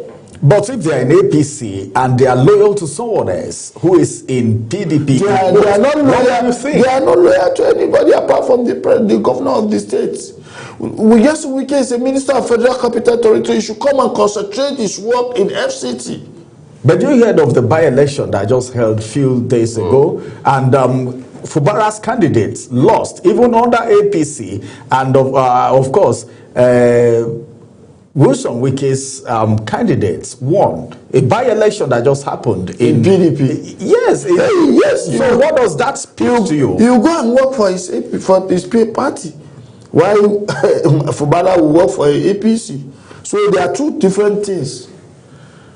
Issue of power tussle power tussle in Cross River, in Port Harcourt, I don't think that is necessary. More so that Fubara is in APC. Yes, it's not necessary. So why are the APC leaders keeping quiet about what's happening? What are they doing? They have not been quiet. What are they doing? They have not been quiet. So the party leadership will intervene on all those things. Yes, we heard of their intervention, but then it seems like Fubara is not totally free yet from the grips of godfatherism. Yes, even me myself, I'm against godfatherism. I don't believe. So Nyesom Wike is playing his own politics, while Fubara is playing his own politics. And I believe that one day, all of them will be in the same party. And in as far as Rivers State is concerned today, #1 citizen of All Progressive Congress is Fubara. Okay. Interesting. I'm afraid this is the much time while I'll talk to you, Umar Lawal, on these issues. But incidentally, they are still unfolding, whether it's in Port Harcourt or in Kano or any other part of this country. Exactly. We'll continue to also talk about the role of opposition in a democracy. So just, I would like to say a big thank you to you for coming to share these very valuable thoughts with us on the program this morning. We're taking a quick break. When we return, we'll look at state of the nation, insecurity amid preparations for general election in 2027. What exactly is Nigeria grappling with? Do stay with us. Wake up with Global Morning, your daily guide to what's happening and making the rounds. We delve into headlines, newspaper reviews, spot-on analysis, policies, current events, real talk, real issues that affect us all. From the latest trends to the debate, every topic, every angle, Global Morning is where it all starts.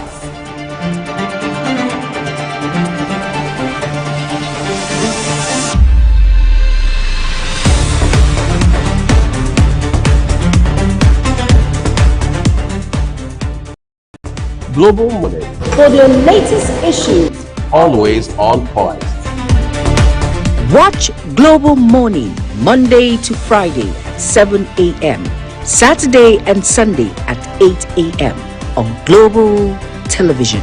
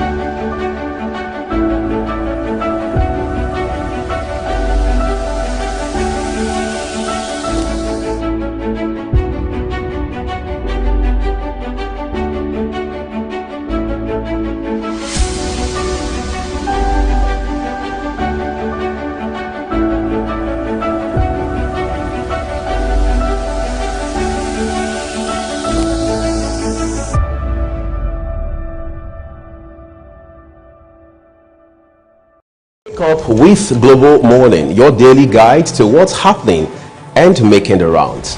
we delve into headlines, newspaper reviews, spot-on analysis, policies, current events, real talk, real issues that affect us all. From the latest trends to the debate, every topic, every angle, Global Morning is where it all starts.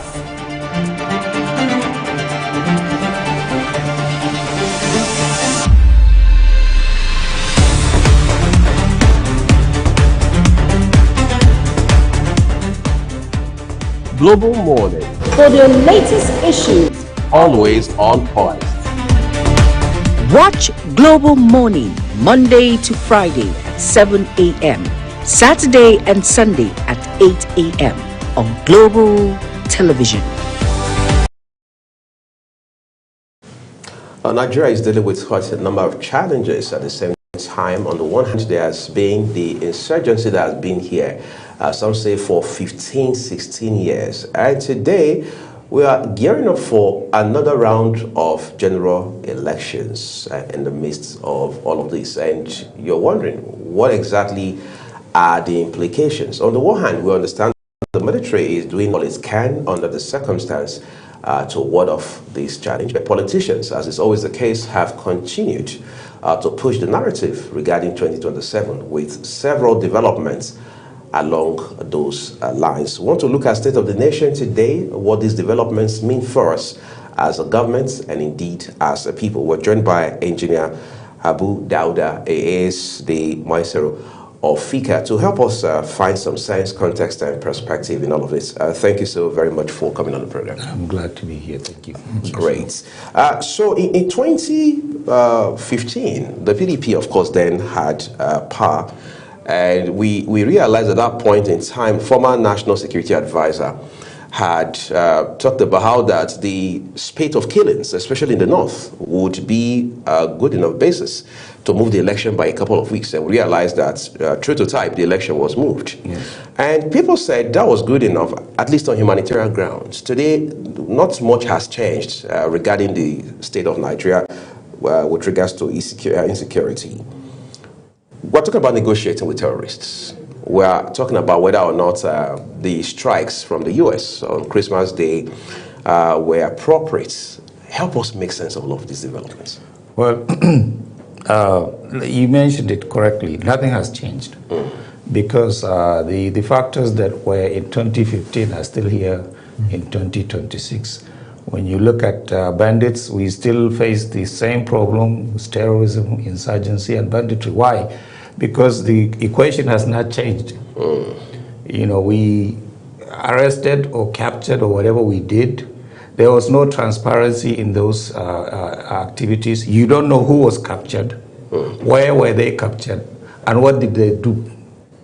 And then at the end of the day, we tell them that they are being rehabilitated or pardoned or whatever, and they just let them go.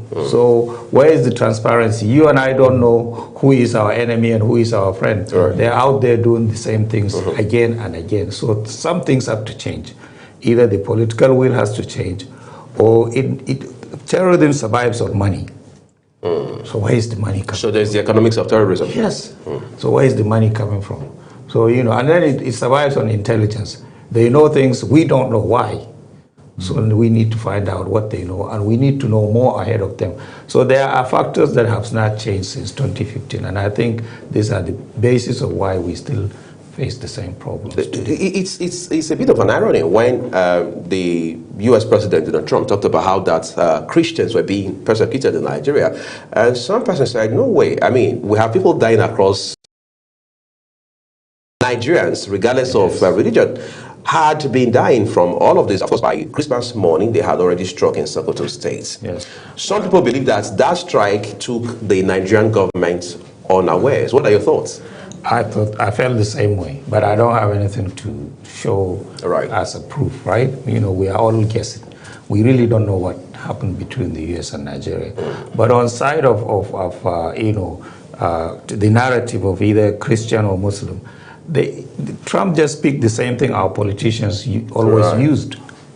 You know, it's either religion or tribe or region they used to divide us. So he's doing the same thing.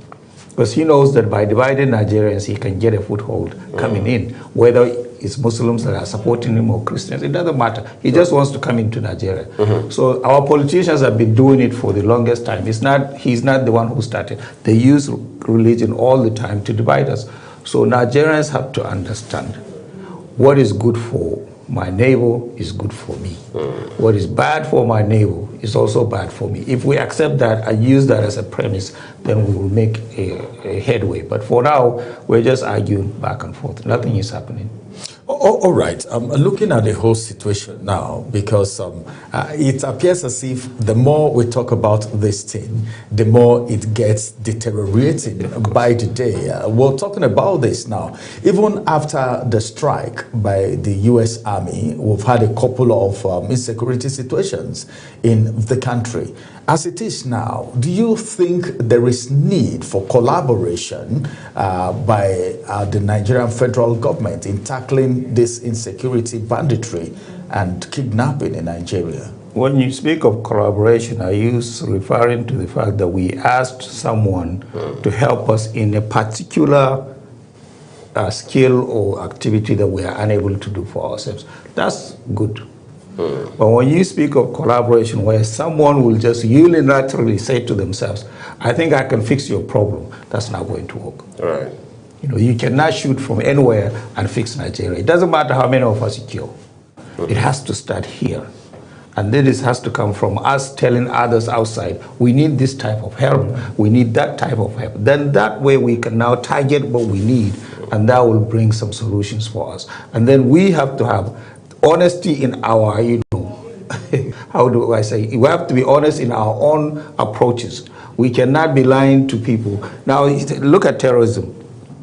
There has to be protection when it comes to political. That political protection is either two ways. One is the politics or the politicians protect the terrorists. Right.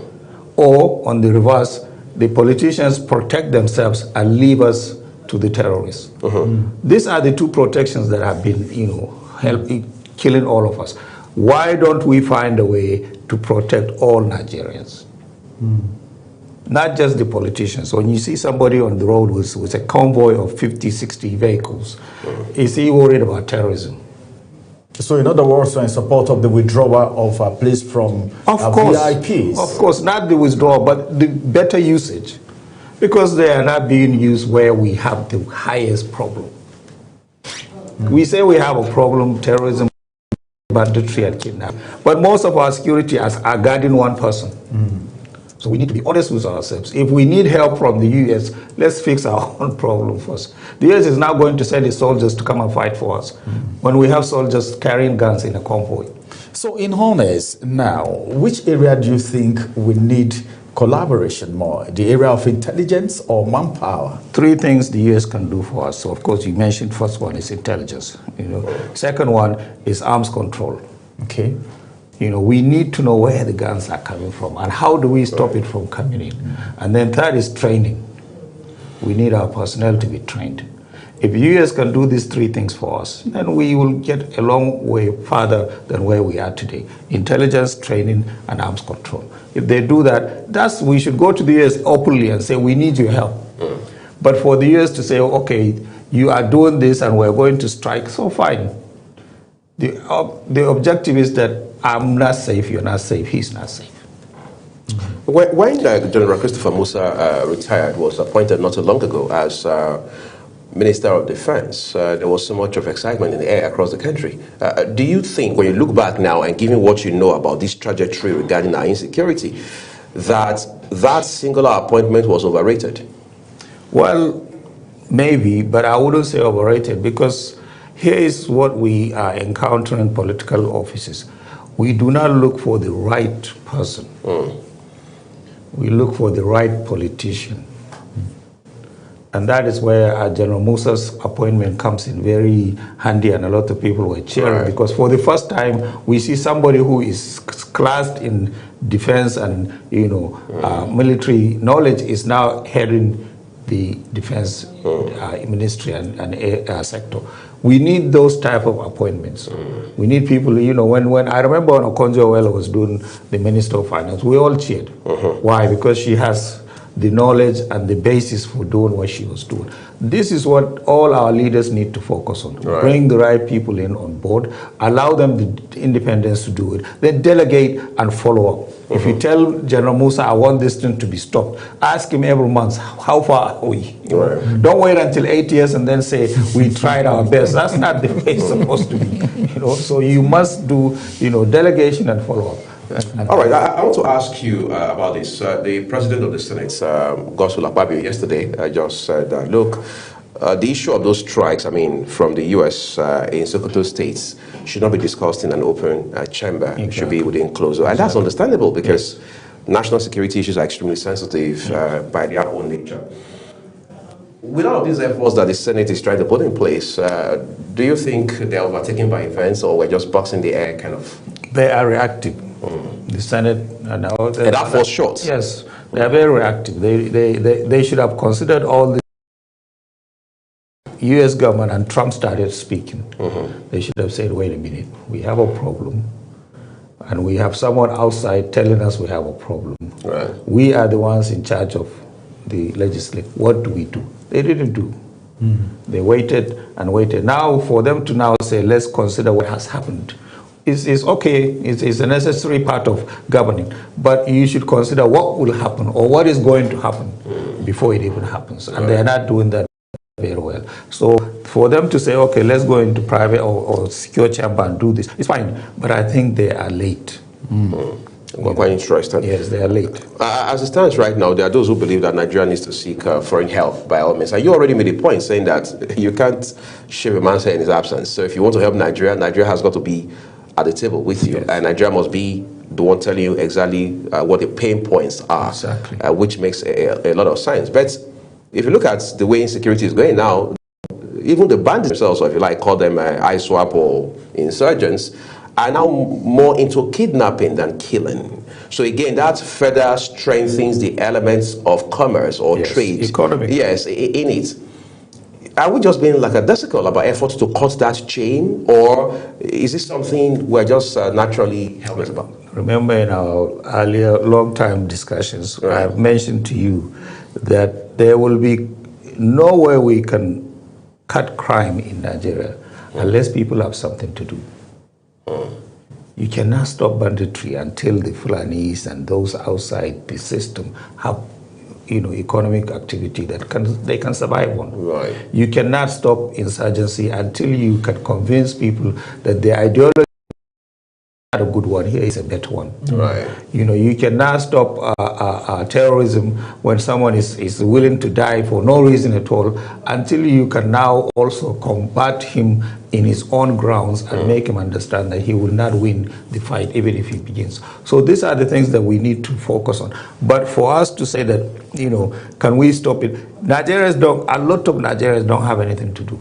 Our graduates don't have anything to do. Not even those that didn't go to school. So we have a serious problem in employment. And when we don't have employment for majority of Nigerians, they will be crying. Now, whatever you know, channel it takes, kidnapping, but it doesn't matter. Someone has to eat.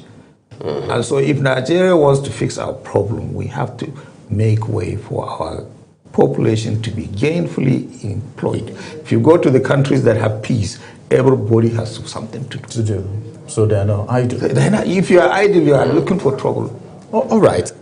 As it is right now, the capture of the leader, of the terrorist group who was in front of the negotiation by the Bello Turji faction, because I'm calling them faction now because for you to arrest somebody who is also a terrorist, it means there is a faction there. What message does that pass? Does it mean some persons are behind this issue? Because in this country, we've had some people said, well, these people are brothers, we don't need to kill them, we need to negotiate with them and all of that. Does it mean there is a hand somewhere that is interested in this negotiation? Because we heard in the past, the young man who conducted have said, well, this person sent me and this is what they give me. Meaning there are people at the bottom, behind the scene, who are probably collecting the money, all right, that is being used as ransom. So the issue of you saying, why do you go to negotiate? It's like, you want to stop us from our business? Why do you do that? So what message does that pass as it has to do with sponsorship of terrorism in Nigeria? And of course, how these actors and people who are pushing for this negotiation should be viewed in the society? The negotiations that are going on between some of the terrorists and maybe some states and some governors actually, and maybe some leaders, you know, from the federal system, is something that is not a policy.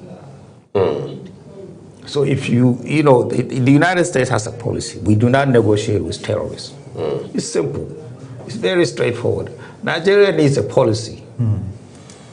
Are we going to negotiate or not? On what basis? And exactly.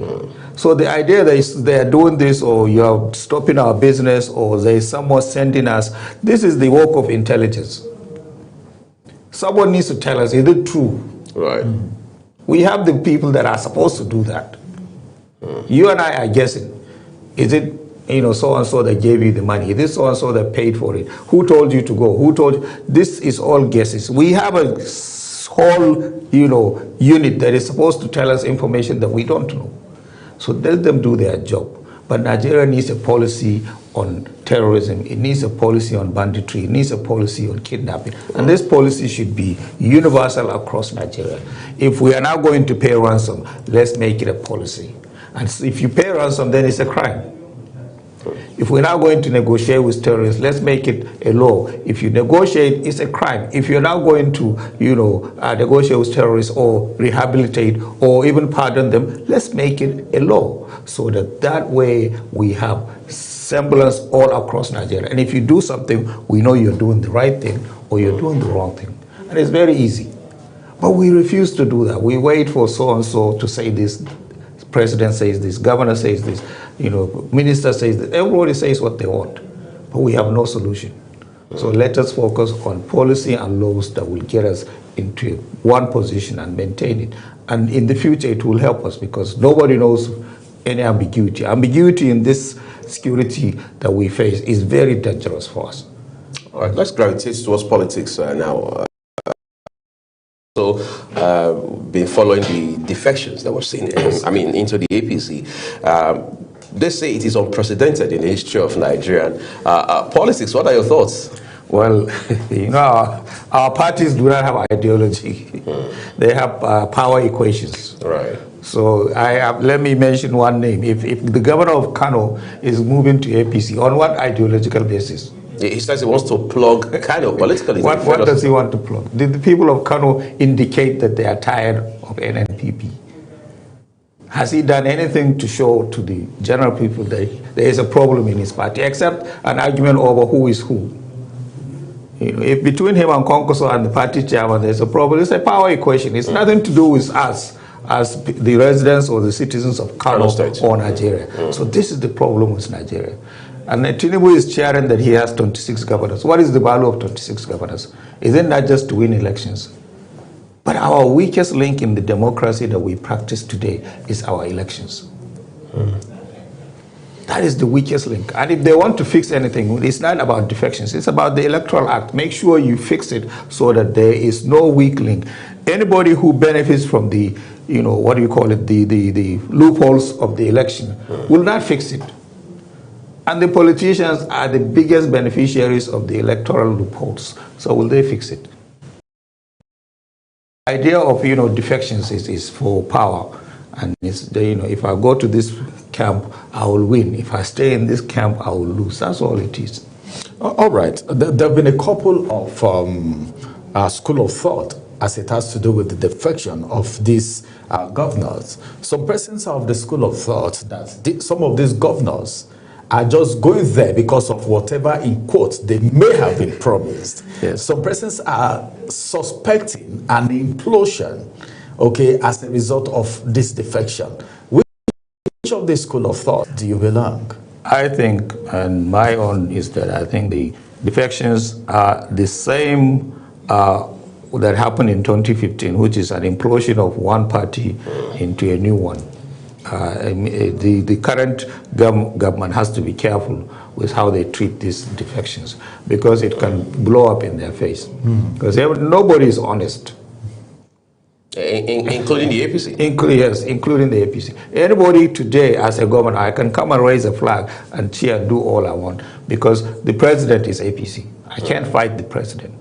So I will follow him as much as I can. But when the time comes and the push comes to shove and it's time for election, I will now look in my state and see what is it that is going to give me a win. And that will change the equation for the government. And the government needs to know that and work with that. So they should not be looking at these defections as a win.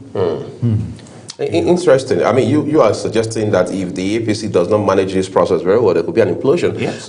Which is very concerning. But you also made an allusion to the Electoral Act. If we had a better, more robust electoral process, these defections would mean next to nothing. Exactly. Incidentally, the National Assembly just resumed from its recess this week. And they say one of the issues that will be problem is the review of the Electoral Act, which of course came on stream in 2022. When you look at that Electoral Act, what are some of the issues that you find very concerning? I mean, in terms of the broken links, the loopholes that should be plugged as possible. Well, INEC has a lot of power, but very little control. The judicial process itself is very weak. And then there is a little bit of technology that has come in right. that is helping. But the technology itself is not being utilized properly because how do we transmit the election results from the polling unit to the center is becoming a problem. And we are using it to, gain say or go to court. Something wrong with it. So these are the things that the Electoral Act needs to come in and say, you can transmit in this format with this device or with this gadgets and with this certification or, the verification. The judicial system needs to be, strengthened, not because it doesn't know what to do, but because it is overwhelmed. There's so many things that it can be done, but it cannot be done quickly because of the volume of what they're doing. So we need to look at that and fix it. And then the politicians look at also the idea of this timing and campaign and, registration and all that. A party is not registered until so and so. A candidate cannot be, a candidate until he pays so and so. There are many things that have become obstacles and bottlenecks. And this act needs to look at those and clear them and clean it out so that any one of us can run for office without having to fight over small things. But the act right now, as it stands, is very, very, what do you call it? The plateau is so high for normal Nigerians. You have to be inside the system to be able to participate, and that's not what Electoral Act. So this idea of you cannot run until you have money, or if you run, you have to have money to buy, or if you buy, there's no way that this system can remain as it is, because they will end up with the same people that we have today. And there are many good politicians, but there are very bad ones too. All right. So how do we pick the good politicians? Because as it is right now, you need to be a member of a particular caucus to even get there. Right. So how do we make use of the good politicians? Yes. A few minutes ago, we talked about youth inclusiveness and all of that. But now, like you said, a lot of people have actually said this, that there are good politicians. Why are they not emerging? Or is it that as soon as you get there, you change? The way to pick the good ones starts at the primaries. And our primaries today, all political parties, you have to buy the primary. You have to buy. You have to buy. Because delegates, they are for sale. You and I know. So if we can get away from the buying of delegates, then the political process will bring the good people in. Because then you don't need money to do it. But if you have to buy delegates today, as the way it is, then you only ask for those that can afford it. And that limits how many of the good people can come in. So it's very simple, really, when you look at it. It's interesting. Well, INEC has a new chairman, relatively speaking, in the person of Professor Josh Amukbito. Yes. So much of pressure has already been mounted on him from 2027 election. Just today, news is reporting that the Shari'a Council is warning very vehemently to say, look, the least you can do for us in 2027 is give us an electoral process that is free, fair, and credible. Anything short of that, we are not accepting it. Last time you and I spoke here, sometime in 2025, and I asked you very categorically, is the North happy with President Bola Tinubu and the APC? And you said no. No. Is that still the same? So I'm bunching two questions into one. I spoke as a Northerner, not as a representative of the right. Right. So just let me make that clear. But from what I can gather, the majority of the Nigerian poor is in the North. The majority of the poor are suffering. So Tinubu knows that. I don't have to tell him. If I'm the one who he's hearing it from, then he has very bad advisors. Maybe he doesn't have any adult advisors, because an adult advisor will tell you the truth. So if he asks me, this is what I will tell him. The majority of Northerners are poor, and the majority of them are suffering. So if you listen to that, then what do you do? Going back to our conversation, excuse me, that are we now, having a new chairman that can give us free and fair election and credible? We have to wait until he does the first one. We can't judge him before he even does the get started. Thank you. So we have to wait until he does an election. Then we can say, okay, he did this, is right, he did this, is right, and he did this, is right. But the three things that are being watched for, he has to perform. Now, there are allegiances. Every chairman comes in because some... So we can't say Tinubu picked this guy because of course he picked him because he thinks he likes him or he can do a good job. But the allegiance that we have must change from the, what do you call it, the benefactor to Nigerians, Because if you are only making your own allegiance to one person or one government, then you are not a good INEC chairman. All right. But if you can remove yourself from all the government and the leaders and the politics and focus on Nigerians, then you will be a good INEC chairman. So that's what this conversation and the narrative should be. Is he able to do that? And I think we can, gauge that as time goes by and as we get our elections. Probably after the first election. Thank you. And that's the only way the acid test to he has done it at one state, right? Yes. So we're looking at Osun and maybe Ekiti now. Thank you. Something to look at. And people in Ekiti will say to us, it was a fair election. So we will hear that. But for all people that are in positions that we need to be diligent and be fair, there are always tests that will come, and you have to pass them. If you don't pass them, that's what makes you the chairman. Thank you. So if he doesn't pass, we will tell him. All right. Let me take you back to the first question that you responded to, and you were referring to the president, that the president should know, even though you spoke as a northerner and not for a collective. Exactly. It's not a collective statement. Now, you know, whatever happens, a lot of people point at the president, you know, but then we have people representing each constituency. True. In the north. True. We have governors to whom a lot of FAC allocation is going to right now, or, you know, IGR and all of that. A lot of money, because sometimes, well, you mentioned Okonjo Iweala back in the days where we need to see everything published. You can see what is going to the state, what is going to each and every one of them, even though we don't have that now. So in your own opinion, what do you think, all right, can be done to draw the attention of these representatives, these governors, to the fact that poverty is looming in the north? Are they ignorant of the situation? Are they quiet about it? You're very correct in saying that. One is that, you know, Tinubu is not the only person that can solve the problems. You know, the state governors should do their own. The local government chairman should do their own, and so on, all the way down to the ladder. But are they accountable to who? You know, if we really, there are things that needs to happen first and foremost before we can do it. The president is, but we can always, you know, challenge him. But a governor that has immunity, you know, how do you challenge him? Because, you know, everything he's doing is... Governors do not have any immunity. I can take them to court. You know, I can challenge his actions. I can say, you are not doing this the way you're supposed to do. I can constitutionally go and say, this is your duties and you failed. But when you gave him immunity, you made him the president too. And that's where our, you know, system has really made a mistake. You know, I understand their president because he's representing us not only in Nigeria but all over the world. Right. So he shouldn't be, you know, saddled with complaints and petty things in court. I understand, but for a governor, why are we protecting whose job is restricted to domestic activities? So why are we protecting them?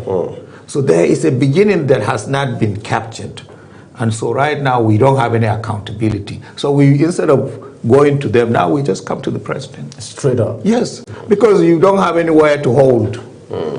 He can do whatever he wants, so what are you going to do to him? Meaning we need a constitutional review. Thank you very much. And there was conversations in the past that this immunity should be removed. But do we have to remove it? Same thing we're saying this morning. So are they going to do it? No. So this is where our problem. But you're very correct that we need to hold every single one person that we have given an electoral office accountable. You are a governor. Our primary schools are dead. Our primary healthcare institutions are dead. Our, you know, roads, you know, local roads are dead. Our, you know, markets are not functioning. You are the governor. You need to focus on those things. It's not Tinubu or the president that should come and do this for you. Right. But they don't. And the campaign they come to tell new things. No, the campaign they do is that I'm APC. Or I am, you know, ADC. That's the campaign. It's not about what you did in your state. And now, you know, on social media, we waste time talking about he built a bridge, he gave us rice, he gave us keke napep. Is that development? Quite interesting. I want us to talk a little more about politics. There's so much of political evolution going on, especially if you, again, look at the opposition fronts now. We're saying how even though the APC is winning governors into its fold, opposition is also ramping up on its end. For example, we've seen how, so to speak, of Peter Obi into the ADC has changed the narrative very significantly. We spoke with a gentleman, a very high-ranking member of the APC here. The former governor of Kaduna State, Nasir El-Rufai, is sponsoring a campaign of calumny against the APC. It appears there's going to be a vehement opposition against the ruling party going into 2027. What's your assessment so far? If he said El-Rufai is sponsoring, if I was El-Rufai, I would do the same thing. Why would you? Because this is the president that told me, come and help me, you know, join me at govern. Then when the time comes, they label him as some new, security threat and whatever, and they just humiliated him. Also fight, any campaign that, the APC is doing. That's normal, that's understandable. He's a human being, and he was humiliated, and whatever he can do to, drill this government, I know he will do it. But that's not wrong. It's good for him to do that. Because even if Tinubu was the one on receiving end, he will do the same. Right? Thank you. But what we need to focus on is that the opposition also needs to be given the space. So that's part of the INEC chairman's duty. If they come with a legitimate, a reason to do something, they should not be stopped because they are not from the government house. They should be allowed to do that. That's opposition also need to understand that there will be a vehement fight by the government to stop them. So they should not just expect that they are going to be handed free whatever they need. No, they need to fight for it. And because by fighting, you appreciate and you value what you receive. Right. If the power is so easy to get, then nobody is going to worry about how hard it is to get. But if you have to fight for it, then the value of our own, trust should be that you perform. So let them fight for it. I expect that ADC will fight very hard, and I also think APC is very prepared to fight. Yes. So PDP is not there anymore. No, the PDP has become quiet. One person has really emasculated PDP. I hope voice back, and we need as many strong parties as possible because it allows the space to be about ideas instead of just about power. All right. He just talked about Peter Obi and you responded. In 2023, one of the things that gave the Labour Party prominence and popularity was the entrance of Peter Obi. Now, Peter Obi has moved to the ADC. Do you see that Labour with him in ADC? Because some persons are even feeling betrayed as he left the Labour Party. Exactly. So what do you think of Peter Obi? What's your evaluation of him? What I thought in ADC? But I see him, what he has done is one simple mistake. He should have convinced the Labour Party to join ADC. To merge. Leave Labour Party and join ADC. That's my thinking. Because then he has now co-opted his own people and he now maintains his own base. And he has people that whenever he negotiates, he has reasons why he's negotiating. Now it's just him. And that's the power equation. But they say he brings the obedient movement with him. But if the obedient movement is not a party, right, some more false kind of entity. You cannot throw away a party and just carry a movement because it's not about ideology. He should have brought the Labour Party with him. You remember when APC formed, CPC came, ACN came. They all came as a party. They came as a party because you have the structure, you have the people, you have the organization. Now he just comes as an individual. It will be hard for him to rebuild what he did in Labour Party. I hope we can do this in 30 seconds. I mean, you are from the northeastern part of the country. Yes. A part of the country that is very politically savvy. Incidentally, the vice president is from the northeast as well. Yes. We're hearing that, or confirmed rumors, that the APC might not run with him in 2027. Yes. What are your sentiments? That would be a catastrophic mistake. Yes. You can, take religion as your only reason for taking Shettima out. Right. There is a policy problem. There is a performance problem. Then you can combine those with whatever is your wishes. But for him, just as he is today, he has done nothing wrong. Right. So how do you remove somebody just because he's a Muslim? That tells a bad story for any president, even if it was a mistake in the beginning. And it was a Muslim when they ran with him. Thank you very much. So even if it was a mistake in the beginning, it is too late now to correct. So it will be a terrible mistake for him, for anyone to even consider it. And I know that they have said openly this week that no, that's not this case. they're now going to remove it. All right. Hopefully, the ruling APC is able to avoid any imminent, well, let's not say it's imminent, any possible catastrophe in this regard. We'd like to say a big thank you to our guest this morning, Engineer Abu Dauda, the Moisero of FICA. He's also, by the way, a telecoms engineer, a very high-ranking one who comes with decades of experience under his belt, public affairs commentator as well. We appreciate your insights. Thank you so much. I'm very happy for coming today. Thank you. All right, this is what we're living it on Global Morning today. We appreciate you for watching. As usual, we'd like to remind you that the views of our guests are their opinions. I'm Uyi Agmofwewe. I'm Ramsey Enoch Agbo. Thanks for joining us on Global Morning today.